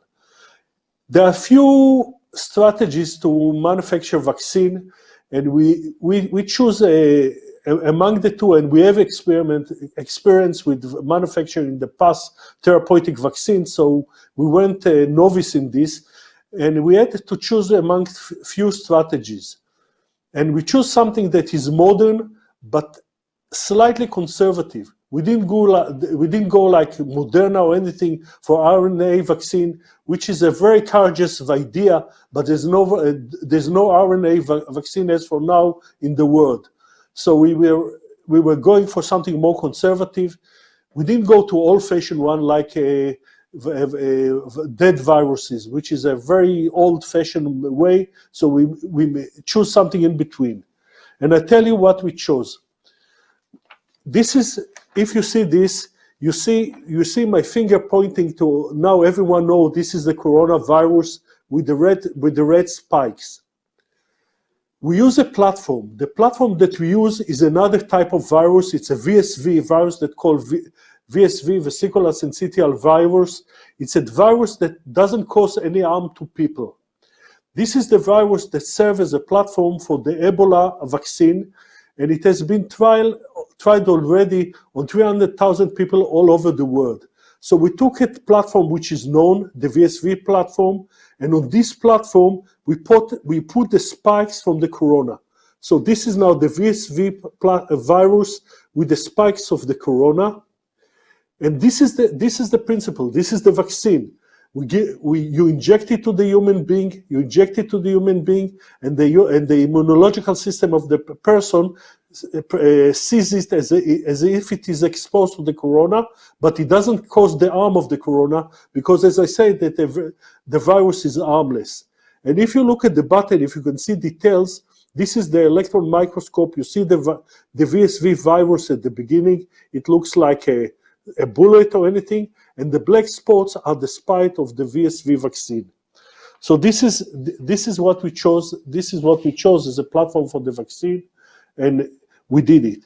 Now, for the next thing, we have to choose animal models, because certainly you have to try it on animals before you start it on people, both for efficacy and for safety. So the first model that we chose and we gamble, and it's not a regular animal model, it's the hamster model. This is one. Later on, we used also swine, we use mice, and we use rabbits. The mice that we used, they were engineered to carry human antigens, the famous ACE receptor, and we choose. Okay, Okay, so we choose it. We examine it on 4 species of animals. We measure efficacy, we measure safety, and now we are going to human. If you ask me if how small institutes succeed in what big firms failed, I'll say that it's few things. I think it's leadership. I'll say it's teamwork. I say it's excellency. I say dedication. I say it's vast scientific knowledge, innovation, and flexibility.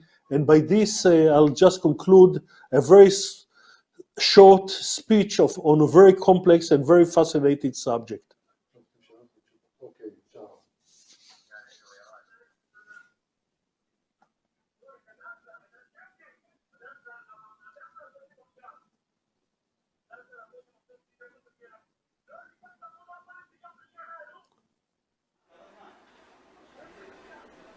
I'm waiting for questions.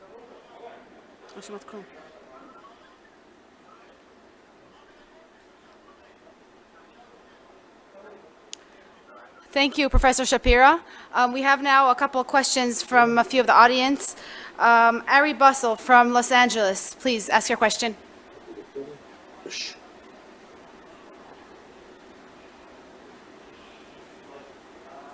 I don't hear him.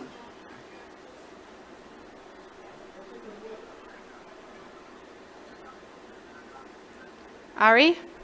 I don't hear.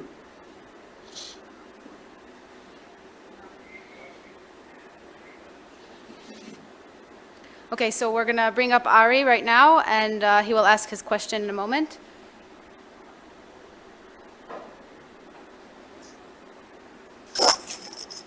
Okay, thank you very much, and shalom from Los Angeles. Professor Shapira, shalom. How are you getting, two questions if I may. You once used to be the top secret installation in Israel, and here you're sharing information with us. It's extraordinary. Can you tell us, please, based on the fight against Ebola and coronavirus, this is not the first virus, coronavirus. Are you planning for the day after? Because surely there will be more such viruses. Yeah. We have seen 5 pandemics in the 20th century, in the last 100 years, I would say. The first was the Spanish flu, there was on the middle way, there was the SARS, there was the AIDS. It was the SARS, it was the AIDS, there were a few pandemics, and pandemics will come. There is clash between urban building, between civilizations and nature. And this brings us pandemics, and this is it's part of the mission. And I think this a main part is to protect the people of Israel. It doesn't matter if it's an enemy threat or if it's a Mother Nature threat. So some people say that the biggest bioterrorist is Mother Nature. So we see it. It's a huge event that influenced the life of all the world. First of all, of course, the health, it influenced the economic. Thank you, Professor Shapira. We're just short on time, so we would like to ask one more question. We have a question from Michael Ordman. Michael Ordman would like to ask one more question. No. Yes, Professor, will the vaccine be safe for people who have got compromised immune systems? It's too early to say, but I think it is, and I think it will be a necessity even for people with immunocompromised systems, because this will have to check. The only question, because it's a live vaccine, is something that has to be considered. I think it's too early to say, but maybe there will be a need for another choice. But as for now, it seems that it will be okay. But I think it's I don't want to focus that far. Okay. Thank you. Thank you very much, Professor Shapira. Thank you, and good speaking to you. Do we have one more last question from anyone? I think that's it. I think we don't have any other questions. Thank you very much, and thank you, Professor Shapira, for being with us today. Thank you, and take care.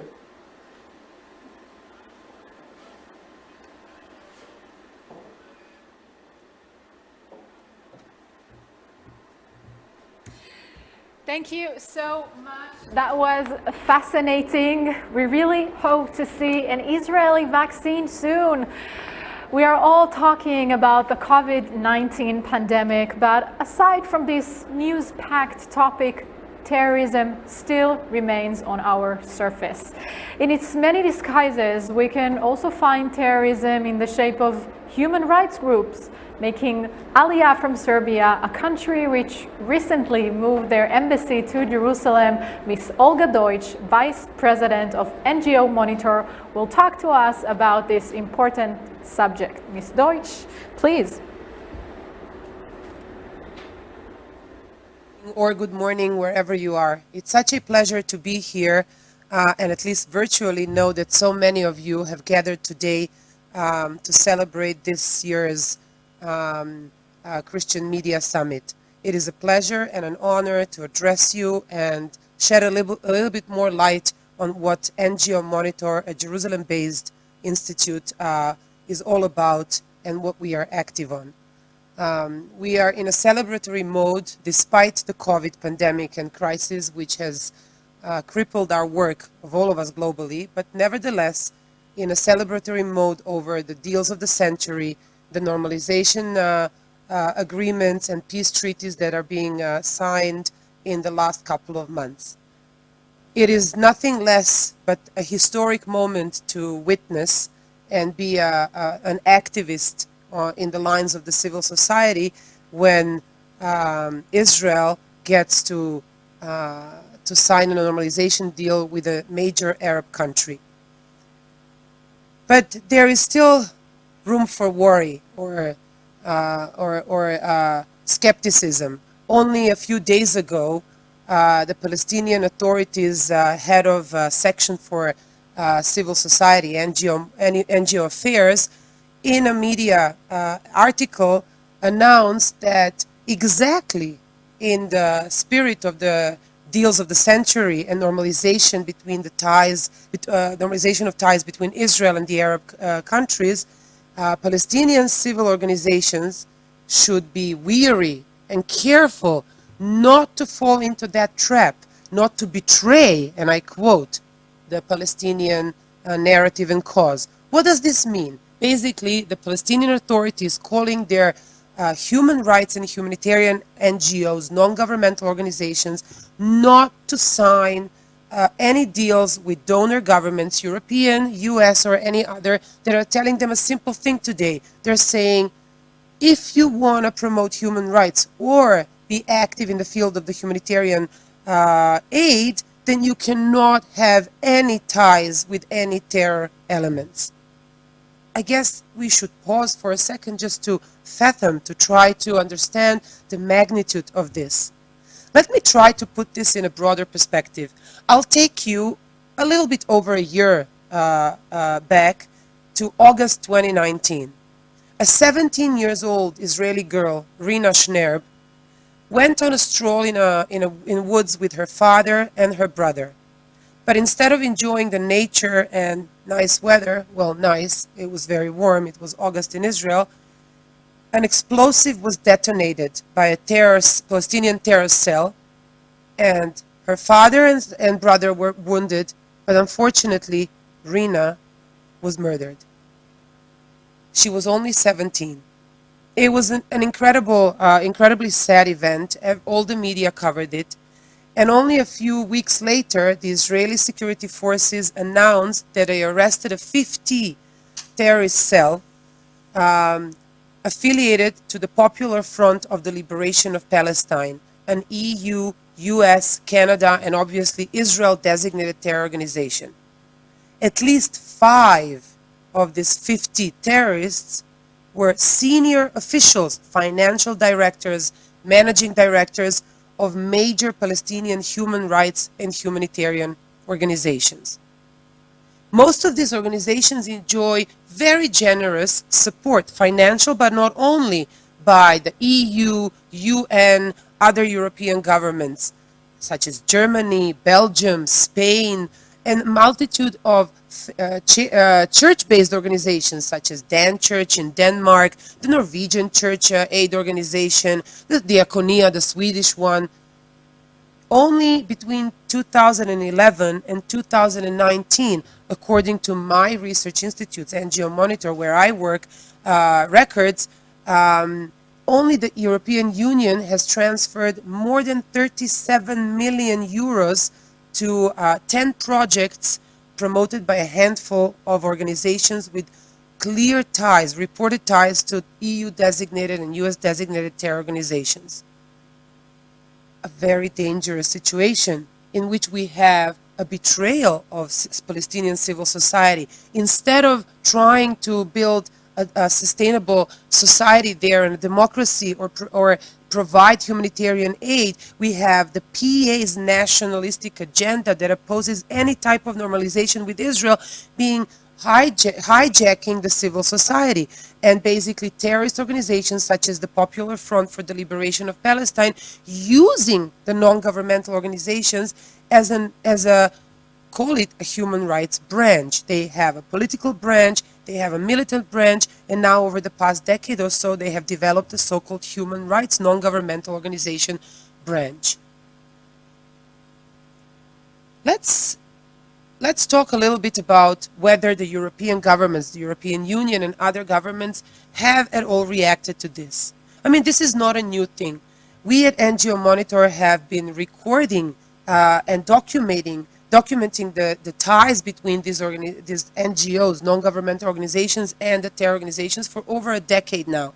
And on so many occasions we have publicly informed the European Union and governments. More often than not, the response from them was that there was no sufficient evidence and our claims precedent. Because as I said, until now, most of the governments would just simply dismiss charges of any connections between human rights and humanitarian groups and terror elements.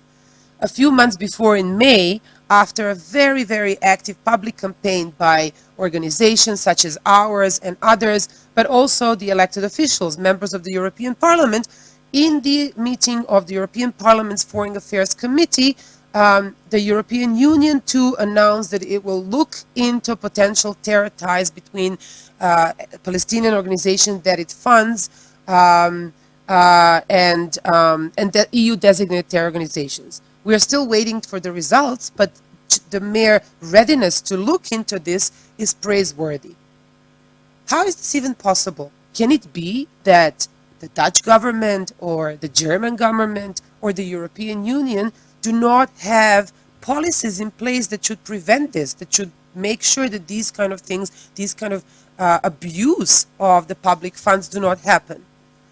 Actually, the policies are in place. The EU has long had very clear regulations and requirements of the grantee organizations not to engage with any type of incitement to violence, let alone be active or engaged in terror activities.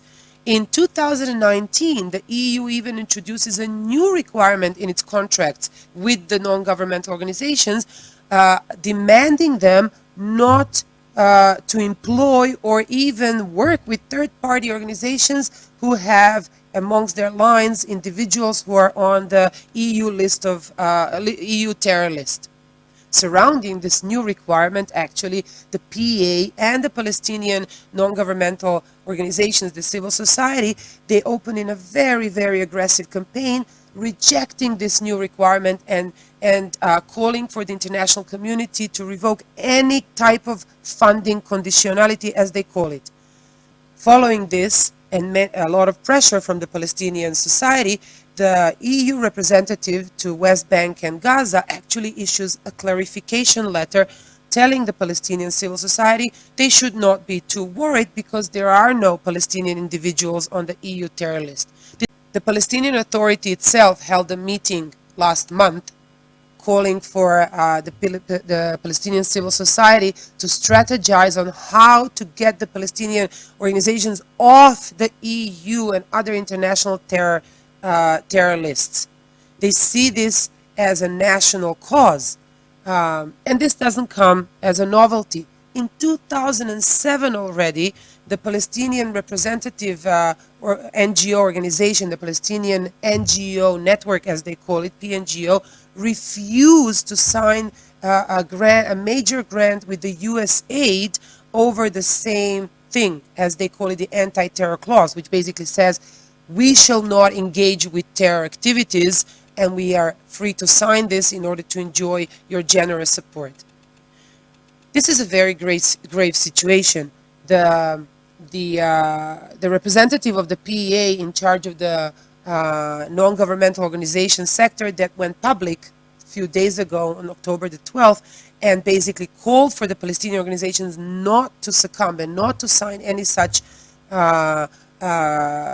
conditions, linked this to the deals of the century, to the normalization deals with Arab states, between Arab states and Israel. He called it a betrayal of the Palestinian cause. And this is where we have to see the importance of this issue, and we have to act. We are witnessing a historic moment where a new Middle East is being created, and Israel is finally becoming a piece of that. And we are seeing readiness from so many to engage in a constructive dialogue. We don't have to agree on anything, but we have to be able to at least converse and talk about it. Well, at the same time, we have the Palestinian Authority completely hijacking not only that discourse, but also their human rights and humanitarian organizations, and demanding them to toe the line with the Palestinian agenda of rejecting any type of normalization.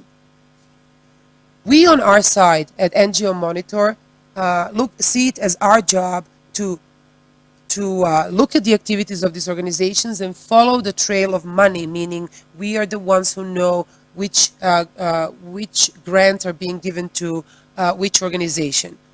Ours is to raise awareness and share facts about this. But this is where you might come into picture, and we might do something together. Because it is not ours to turn to your elected officials and to your governments. That would be yours, because your taxpayer money, your public funds are being used to support these organizations, and instead of promoting good and developing a sustainable society on the Palestinian side, they're used for violent and terrorist activities that reject any type of normalization with Israel. We would be happy to share more facts on our research, and hope that you would take it to your elected officials, to your media, to make sure that everyone knows that the trail of normalization and a new Middle East is not paved by violent narratives. Essentially, what are we talking about? We're not really asking of the Palestinian society anything that is not being asked by any of us. Do not reject violence, do not promote hate speech, do not ask for the murder of other people, do not hate Jews, do not promote anti-Semitism, do not reject normalization with Israel per se. We are ultimately asking of the Palestinian civil society to join the rest of the world, the rest of the civil society. And anyone who allows them anything less than that is actually betraying them and nothing else. I thank you very much for having me here and for joining us. This is so incredibly important to us to know that there is such an audience that is interested in our work, and we hope to be able to stay in touch with you virtually under the circumstances, in pushing for the rest of the world to know what is actually going on here. Thank you very much. Thank you, Ms. Deutsch. They're doing such an enormous job. Now to our next speaker. Lieutenant Colonel Jonathan Concreus is the international spokesperson of the IDF and head of international public affairs, public diplomacy, and social media. LTC Concreus has made many friends, some among us here today, participants of the summit over the years, and many friends from the Christian world as well. We have invited him here tonight to give us an important update as to Israel's ongoing security challenges across its borders. As we said earlier, terrorism does not stop in times of world pandemics. So let's give it up for Lieutenant Colonel Jonathan Concreus. Hello, good evening. Thank you, Lita. Good evening. And shalom and good evening or good morning, everybody, wherever you are. We are live from Jerusalem, and it is a pleasure to be with you all again. We recently finished celebrating the start of the Jewish New Year, and I want to wish you, on behalf of the IDF, a Shana Tova and Metuka, which is a good and sweet new year to come. This is my third time speaking at this summit, 2 years ago in Jerusalem, last year on the Golan Heights, and today back in the eternal capital of the Jewish people and the State of Israel, Jerusalem. While the venues may have changed, the threats that Israel faces remain a constant. Iran continues to seek ways to destabilize the entire region, extending its tentacles across the Levant. there is hardly a single country in our neighborhood that hasn't felt the adverse effects of the Iranian regime, as it paves a blood-soaked path on its jihadi quest for regional hegemony and to fulfill their ambitions for nuclear weapons. Iran has brazenly tried to attack Israel 6 times during the last 2 years, all of which were thwarted successfully by the IDF. As partner and proxy for Iran's ambitions is the Lebanese terrorist organization Hezbollah. Since their inception, they have attempted to murder Israeli civilians. But the IDF's defense of our people has been unyielding. Almost 2 years ago, the IDF launched Operation Northern Shield. It was the culmination of years of intelligence gathering. The aim of the operation was to expose and destroy Hezbollah's cross-border underground attack tunnels dug from civilian areas in Lebanon under the border into Israel. Over the course of a month and a half, we exposed 6 tunnels. Had Hezbollah succeeded in breaking through from even one of these tunnels, we can only imagine the magnitude of death and destruction that dozens, if not hundreds, of terrorists would have been able to wreak havoc upon Israeli civilians. Despite our successful operation, Hezbollah continues preparations to launch a surprise strike into northern Israel with the goal of seizing an Israeli community and raising their yellow flag for the world to see. But that is not all. Hezbollah is seeking to acquire game-changing weapons, what are known as precision-guided missiles, or PGMs. These are missiles that can accurately hit their targets within an error radius of only a few feet. Hezbollah has already announced which targets they intend to strike. They include the port of Ashdod, our offshore gas rig in the Mediterranean, the ammonium tank in the port of Haifa, and the runway of the Ben Gurion International Airport. A couple of weeks ago, we publicly announced and exposed the secret locations of several of these PGM manufacturing sites across Lebanon's capital, Beirut, purposely hidden among civilian areas. The supplies, parts, tools, machinery, and knowledge to undertake such work is being directly provided by Iran. Iran is sending convoys through war-torn Syria, which is being used as a bridge between Iran through Iraq, eventually to Lebanon. After being directly involved in destabilizing Syria, murdering hundreds of thousands of innocent men, women, and children, Iran is seeking to entrench their military in Syria. From Syria, from this new outpost, they would intend to open a new battlefront from which to attack Israel. This attempted entrenchment and acquisition of PGMs represent an unacceptable reality for the IDF. The IDF has exposed their plans and will continue thwarting their malign ambitions against Israel and the region. But we're not the only targets here. Last December, a Hezbollah sleeper agent in New York City was sentenced to 40 years after spying for the terrorist organization and seeking American targets to attack on US soil. And to fund Hezbollah's illicit activities in the Middle East, they launder money of movement, the ability to document, and the capacity to report reality on the ground. Regardless of the lacking UNIFIL ability to ensure stability and certain nations' refusal to label Hezbollah as a terrorist organization, the IDF remains vigilant against any threat and will continue to protect our sovereignty and safeguard the lives of Israeli citizens. The reality in the south mirrors the north. The terrorist organization Hamas that holds Gaza hostage abuses its international humanitarian funding to build terror tunnels and to attack Israeli citizens in the south. Against all these threats, we employed the doctrine called the campaign between wars, an approach that emphasizes deterrence and targeted military action to avoid major conflict. Today, we build upon this with the momentum doctrine, a paradigm-shifting procurement plan which revolutionizes the functions of the IDF and focuses on acquiring the most advanced weaponry and machines of war for the IDF. We also partner with our allies to strengthen our capabilities, including our closest ally, the United States Armed Forces. That includes the US Armed Forces, which undertakes F-35 exercises with us to ensure our aerial dominance and control. Our military-to-military relations have never been stronger, and it makes a difference on the ground and in the sky every day. 2 weeks ago, we celebrated the Jewish festival of Sukkot. During this holiday, we eat outside in makeshift huts as a reminder and tribute to our ancestors who crossed the desert from Egypt to Israel. Our ancestors fled persecution and enslavement. Their journey to the Promised Land was arduous, long, and dangerous. It is in their footsteps that we continue to build. From makeshift huts in the Sinai desert to one of the most advanced militaries in the world.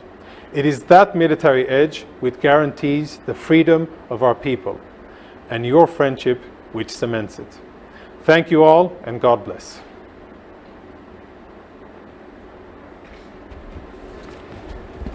Thank you, Lieutenant Colonel Kornikus. Any question abroad to Lieutenant Kornikus? Please, now is the time. Los Angeles, Chicago, where are you?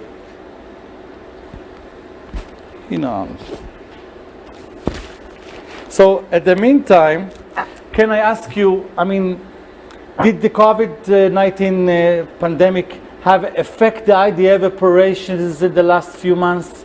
And if yes, in what way? Our aim is to maintain operational capability and continuity, because we understand that we are the only organization in Israel that safeguards the state of Israel. So priority number one is to make sure that we have those capabilities. Priority number two is to assist the state of Israel in anything that the state of Israel needs. So since early March and until today, the IDF has had a growing role in assisting the state of Israel. We do everything from distributing food and medicine to the elderly and those in need. We manage COVID-19 hotels where people are taken from their homes in order to get healthy or to seek medical attention in special hotels that we have built for them.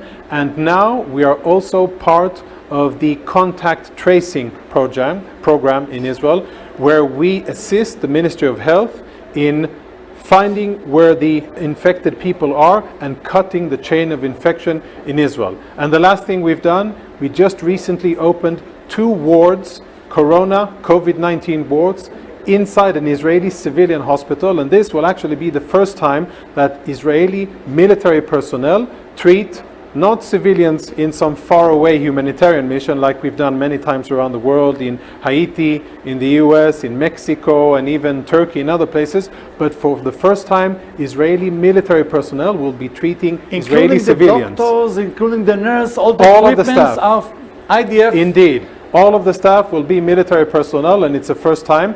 And it's not a very basic and easy task. It's not emergency medicine.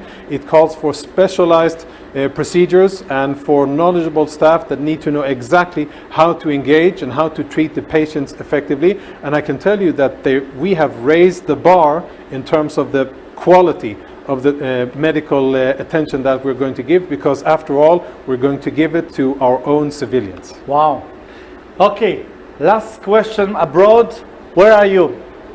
Arlene Suarez, where are you? Please, ask your question. Hi. I am here, Nitzan. It's wonderful to hear one of your excellent briefings again.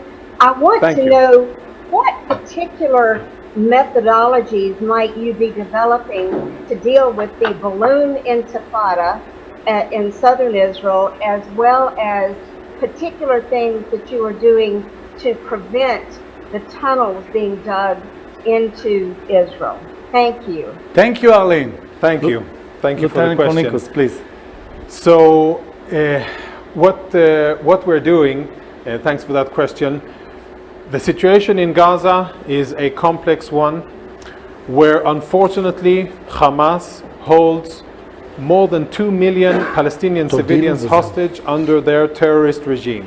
And what they're doing is using everything at their disposal civilian facilities and international aid in order to build ways in order to strike Israel and kill Israeli civilians and to terrorize Israeli civilians. They go as low as using children's toys and balloons and attach IEDs, improvised explosive device, and incendiary devices and send them over the border. Against that threat, which fortunately, and I'm happy to say, it is not a life-threatening situation, but it is a weapon of terror against our Israeli civilians. We have used a multitude of different means.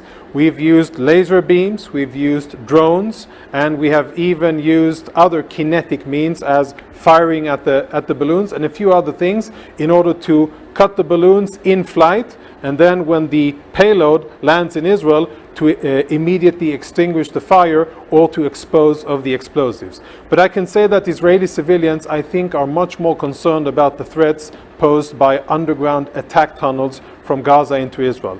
Against that, we've done a few things. I'll say two of them.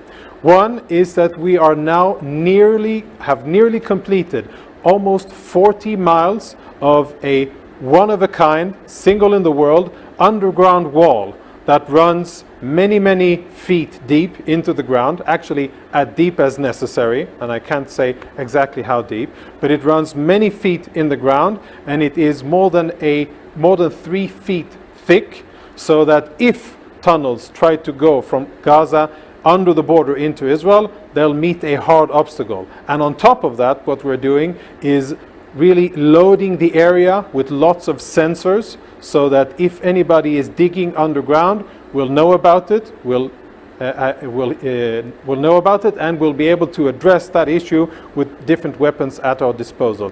The aim, eventually, is to make sure that Israeli civilians are first and foremost safe, and then, very importantly, that they feel safe in their homes as they sleep at night, and that we in the IDF do our jobs.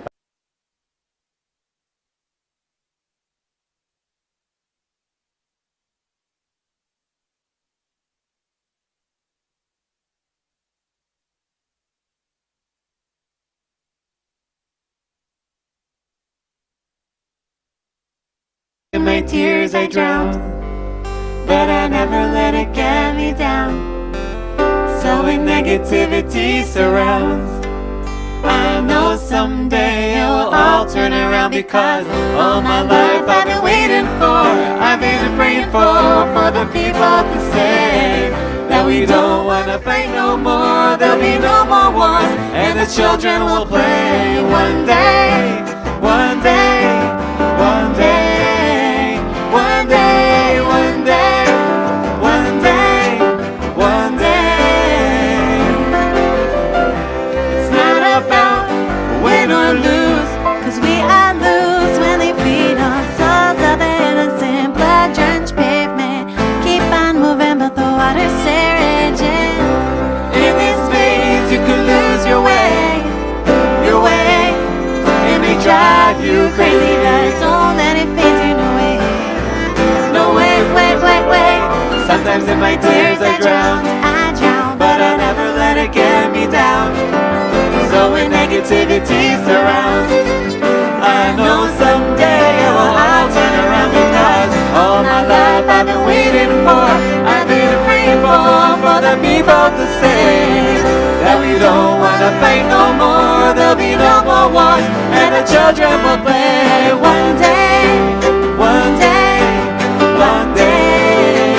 One day, one day, one day.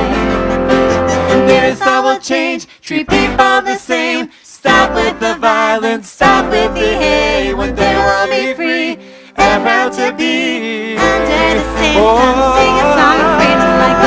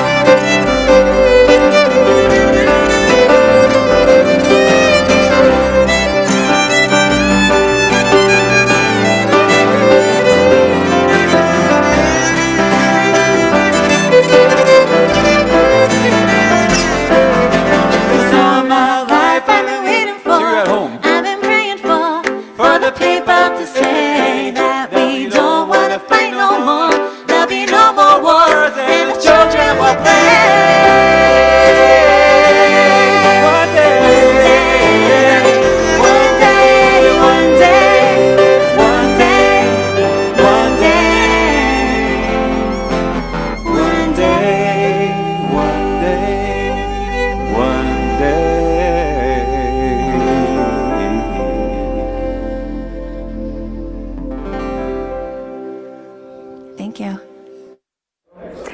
Thank you so much, Yonina. What a great song by Matisiyahu. I love him. That was wonderful. We will now proceed to our new next guest speaker.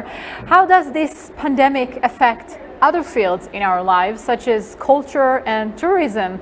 Will Israel and the world ever be the same again? How will the tourism industry look like in the post-corona world? Minister of Tourism Orit Farkas-Hacohen will now join us to talk about the Israeli vision for renewing the tourism industry. Minister Farkas-Hacohen, please.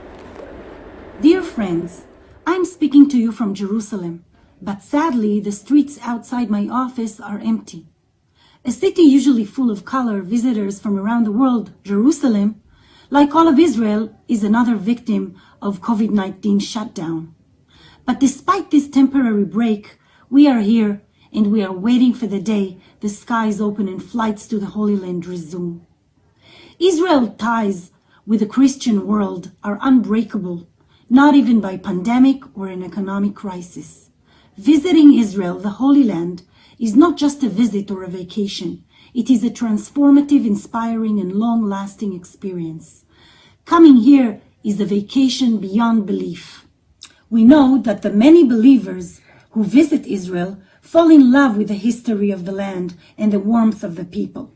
Each Christian visitor, every tourist, spread the message about the need to visit Israel.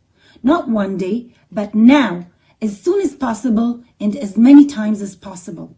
In the past few years, Christian tourism to Israel has grown from many countries around the world. Millions of people in groups, families, and individuals toured Jerusalem, Nazareth, and the Sea of Galilee. These sites are ready, waiting for the visitors to return.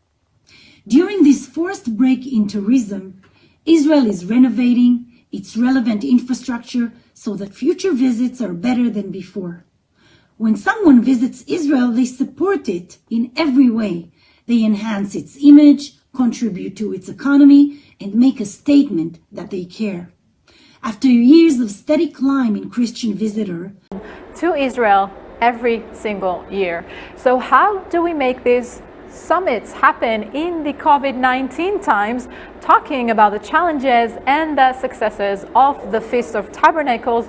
Dr. Jürgen Bohler, President of the International Christian Embassy in Jerusalem. Dr. Bohler, the stage is yours. Thank you so much for the possibility to speak here today. Greetings to Mr. Nitzan Chen and the Prime Minister's Office for organizing this amazing event and not allowing COVID-19 to stop us for having the Christian Media Summit this year. Greetings also to my dear friend Mike Evans for this amazing, inspiring location here in Jerusalem. It's always a joy, Mike, to be at your place. I know you're watching, so many greetings to you also in the United States. And this year indeed was a very unusual year for the International Christian Embassy.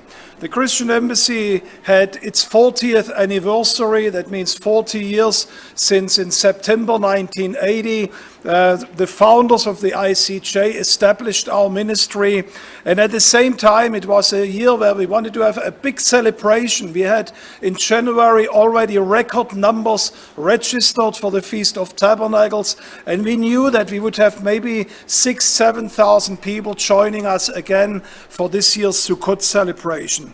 And then, of course, in March, the COVID-19 virus hit the whole world, and our plans were completely changed. And we had, I remember in February, an emergency meeting, and we discussed what are we going to do in the midst of this crisis. We have to cancel the feast. This will be a big shame because it's our anniversary.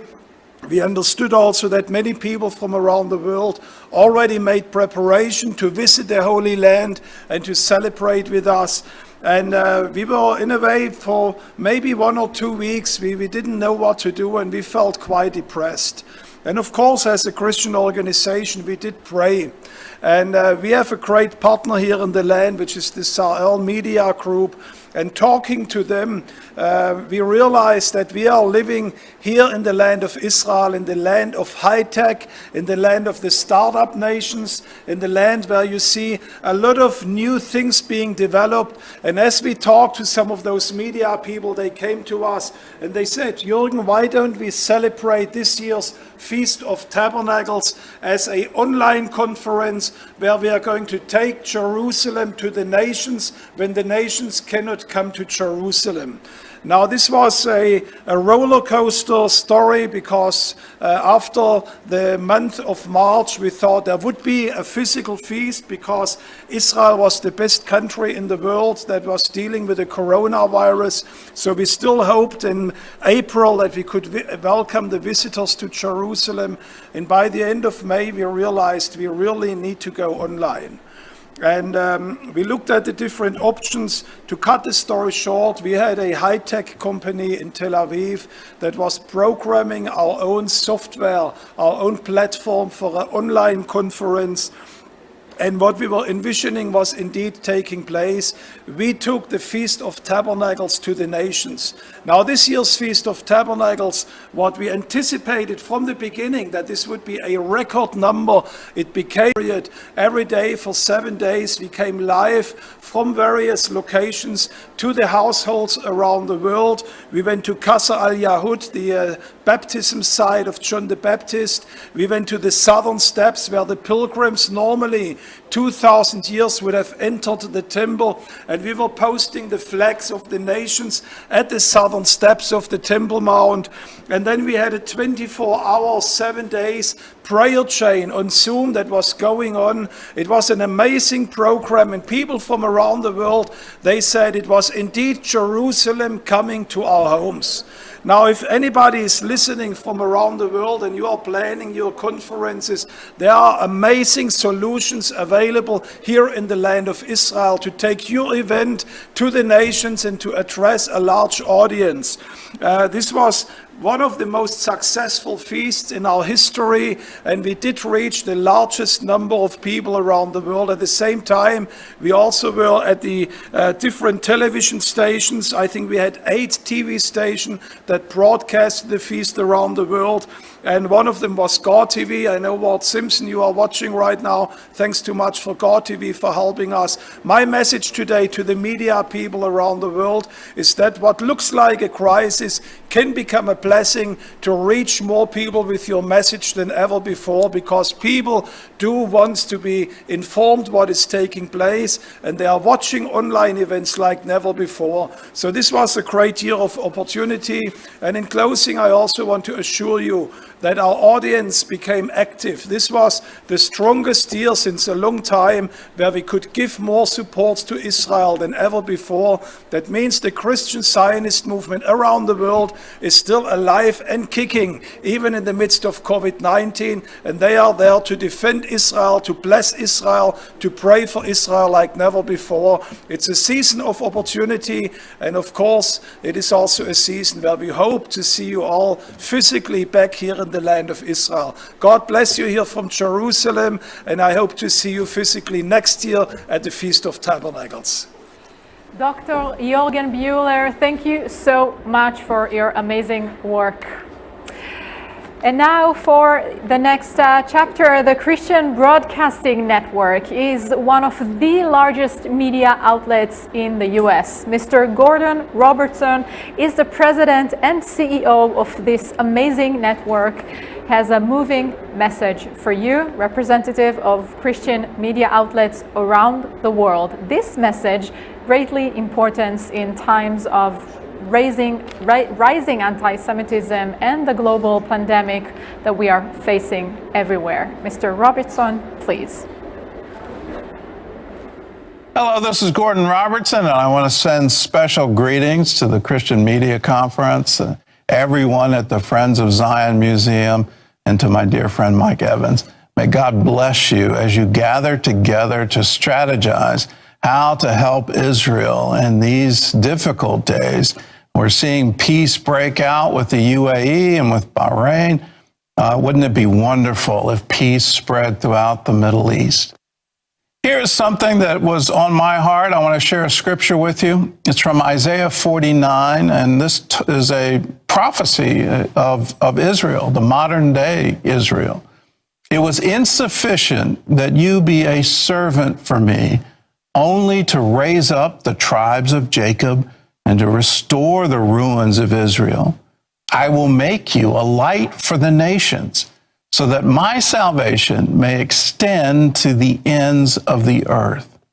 This was a scripture that inspired David Ben-Gurion, and in his writings, he talked about Israel's purpose as he was forming the modern state, as he was working in the 1920s, 1930s, working so diligently to create Israel. This was on his heart. And we today need to recognize the purpose of Israel is not just to gather the tribes, not just to restore the ruins, not just to make the desert bloom, but it's time for Israel to be a light to the nations. When you look at the emblem of Israel, you see the menorah right there.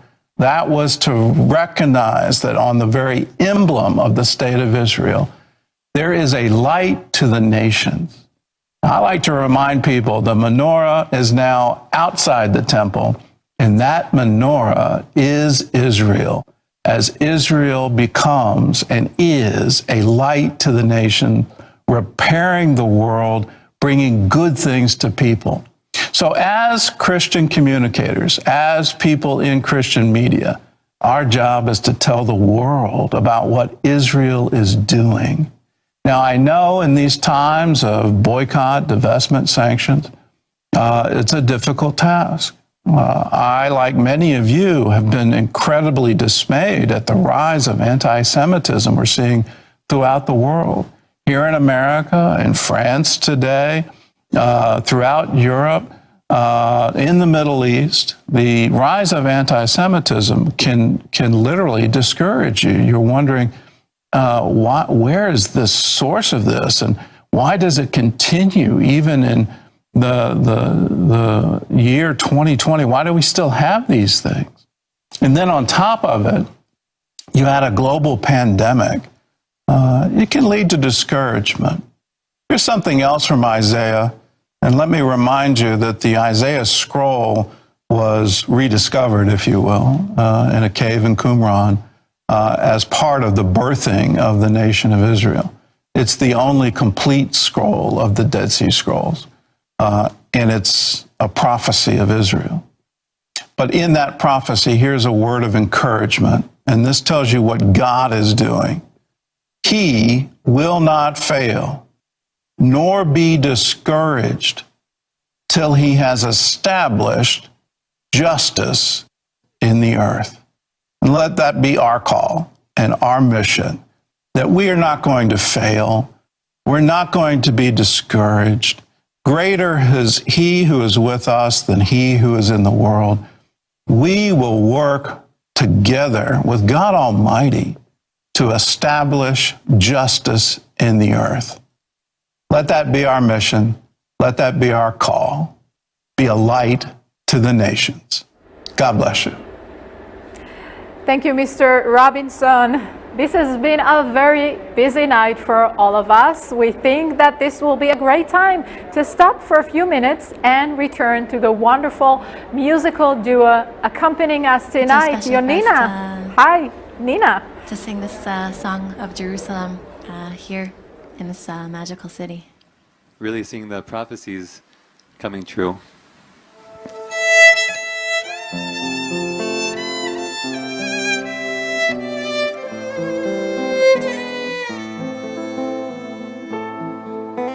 אוויר הרים צלול כיין וריח אורנים נישא ברוח ארבעים עם כל פעמונים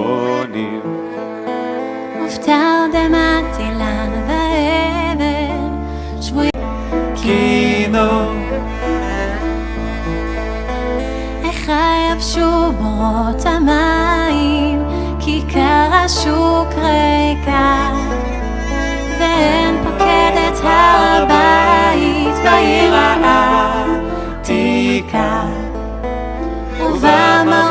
אשר בסלע מעללות רוחות, ואין יורד אל ים המלח בדרך יריחו.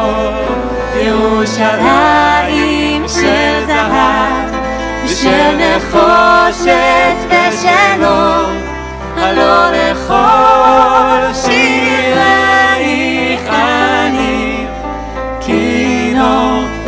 ירושלים של זהב ושל נחושת ושלום, הלא לכל שירייך אני ושלום, הלא לכל שירייך אני כינור. ירושלים של זהב ושל נחושת ושלום, הלא לכל שירייך אני כינור, כינור.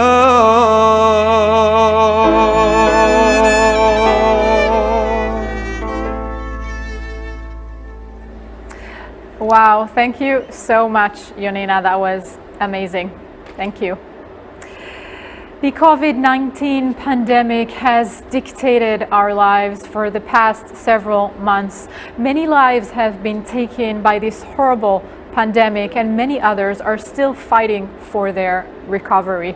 We could use as many prayers as we can get. We pray for the recovery of the ill, a quick vaccine, and the quickest end to this pandemic. Our senior coordinator of International Religious Press, the lovely Mrs. Hadassah Schwartz, will talk to us about the religious challenges during these crazy times.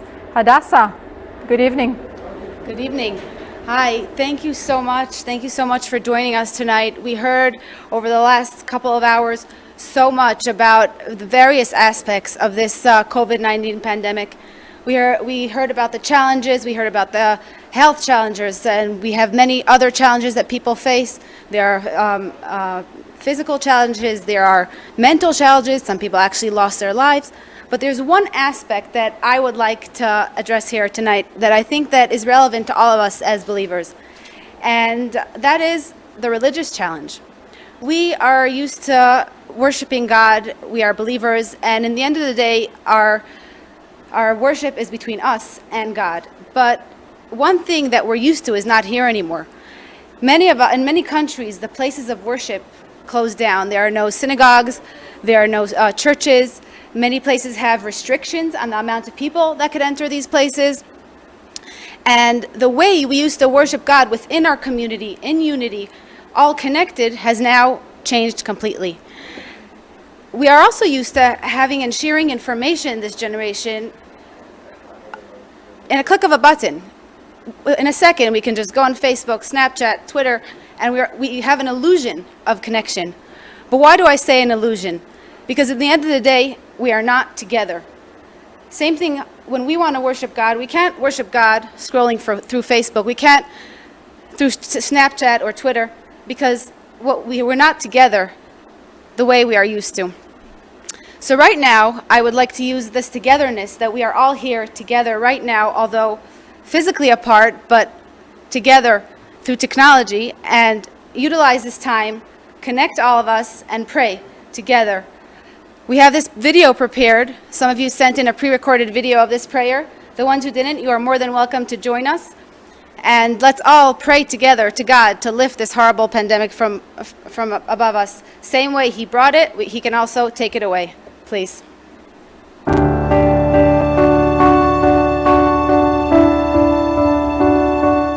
May it be your will, faithful God, Father of mercy, who is a faithful healer. Send healing and abundant loving kindness, pardon and compassion to all the sick who have been infected with this disease. Please, Lord, bestow your mercy on all inhabitants of the world and on all your people Israel. Rise from the seat of judgment and sit on the seat of mercy. Transcend the letter of the law and cancel all harsh and evil decrees over us. Then stood up Phinehas and wrought judgment, and so the plague was stayed. Our Father, our King, withhold the plague from our inheritance. Decree for us good and comforting decrees of salvation on behalf of your mercy. Tear up the evil of the decree of our judgment and call forth our merits. Help us and redeem us on behalf of your loving kindness. Hear the voice of our entreaties, because you hear all prayers. Blessed is he who hears prayers. Hallelujah. Amen. Amen. Amen. Amen.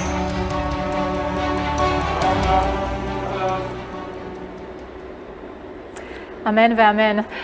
This summit is coming to its end, and we would like to hear from you the feedback of your thoughts and comments on the fight against the pandemic, the media's role in it, in this summit. And I would like to invite Mr. Nitzan Chen back on stage to conduct this last part of the summit. Thank you, Lital. Thank you, everybody. I think the last 4 hours, it was really fascinating and inspiring, and we said in Hebrew, Adam koneh et olamo sha'ah achat. The Jewish sages say that one can achieve a greatness in 1 hour if we can gather together in prayer. So we have just finished the high holidays, and during the days of penitence, one prayer that we say is, hear our voice, Hashem, our God, accept our praise sympathetically and willingly, and do not forsake us during these dark days. So I really pray on behalf of all of us, so that this prayer and your family's health, prosperity, and I pray that together with you to see you in person and the 5th Christian Media Summit next year here in Jerusalem at the Holy Land. So to summarize this 4th summit that we did it by Zoom, I would like to call to the stage all of my colleagues from the GPO, from the Zion Museum. Please come to the stage, and we all sing together with you by Zoom from every place that you're here. We will share together Hatikva, the national anthems, the hymnon of the Jewish song, the Israeli song. Please don't be shy. Take the microphone with you, and we all sing together Hatikva, together with Yonina Band. Where is Yonina Band? Are you ready? So please give us count till 5, and we all sing together the 4th Christian Media Summit with all the colleagues from the staff of FOS, Friends of Zion Museum, and the GPO, together with Yonina Band. Please. Nefesh Yehudi Omiya Fatemiza Kadima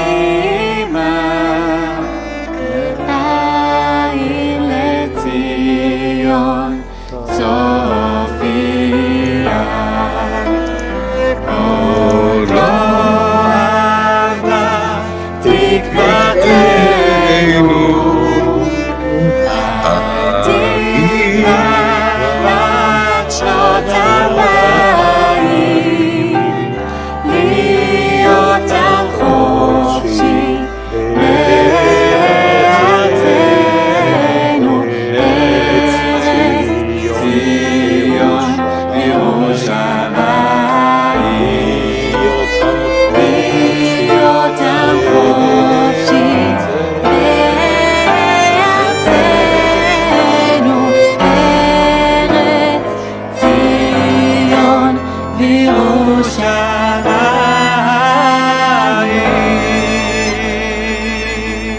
Thank you. God bless you all. See you in Jerusalem next year. Thank you.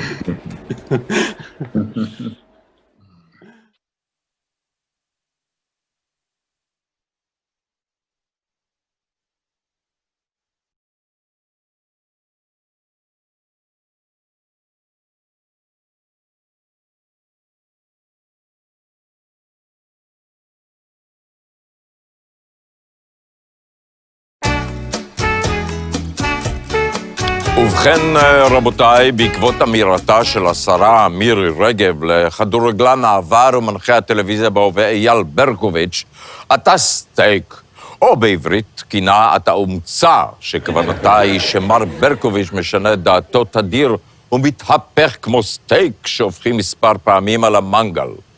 החלטתי לבדוק את נושא הסלנג מבוסס המזון, והנה לפניכם תגליותיי המאלפות. אתה שניצל. אומר, אתה מסתיר את אופייך האמיתי, מבחוץ אתה שחום ופריך, אך מבפנים אתה לבנבן וחסר טעם. יא נקניק. פירושו, אינך אדם אמין. ביטוי שמקורו בתקופה שנקניקים הכילו מעט בשר והרבה מאוד נוצות, ציפורניים, קרבולות ושיער מהגבות של עובדי המפעל.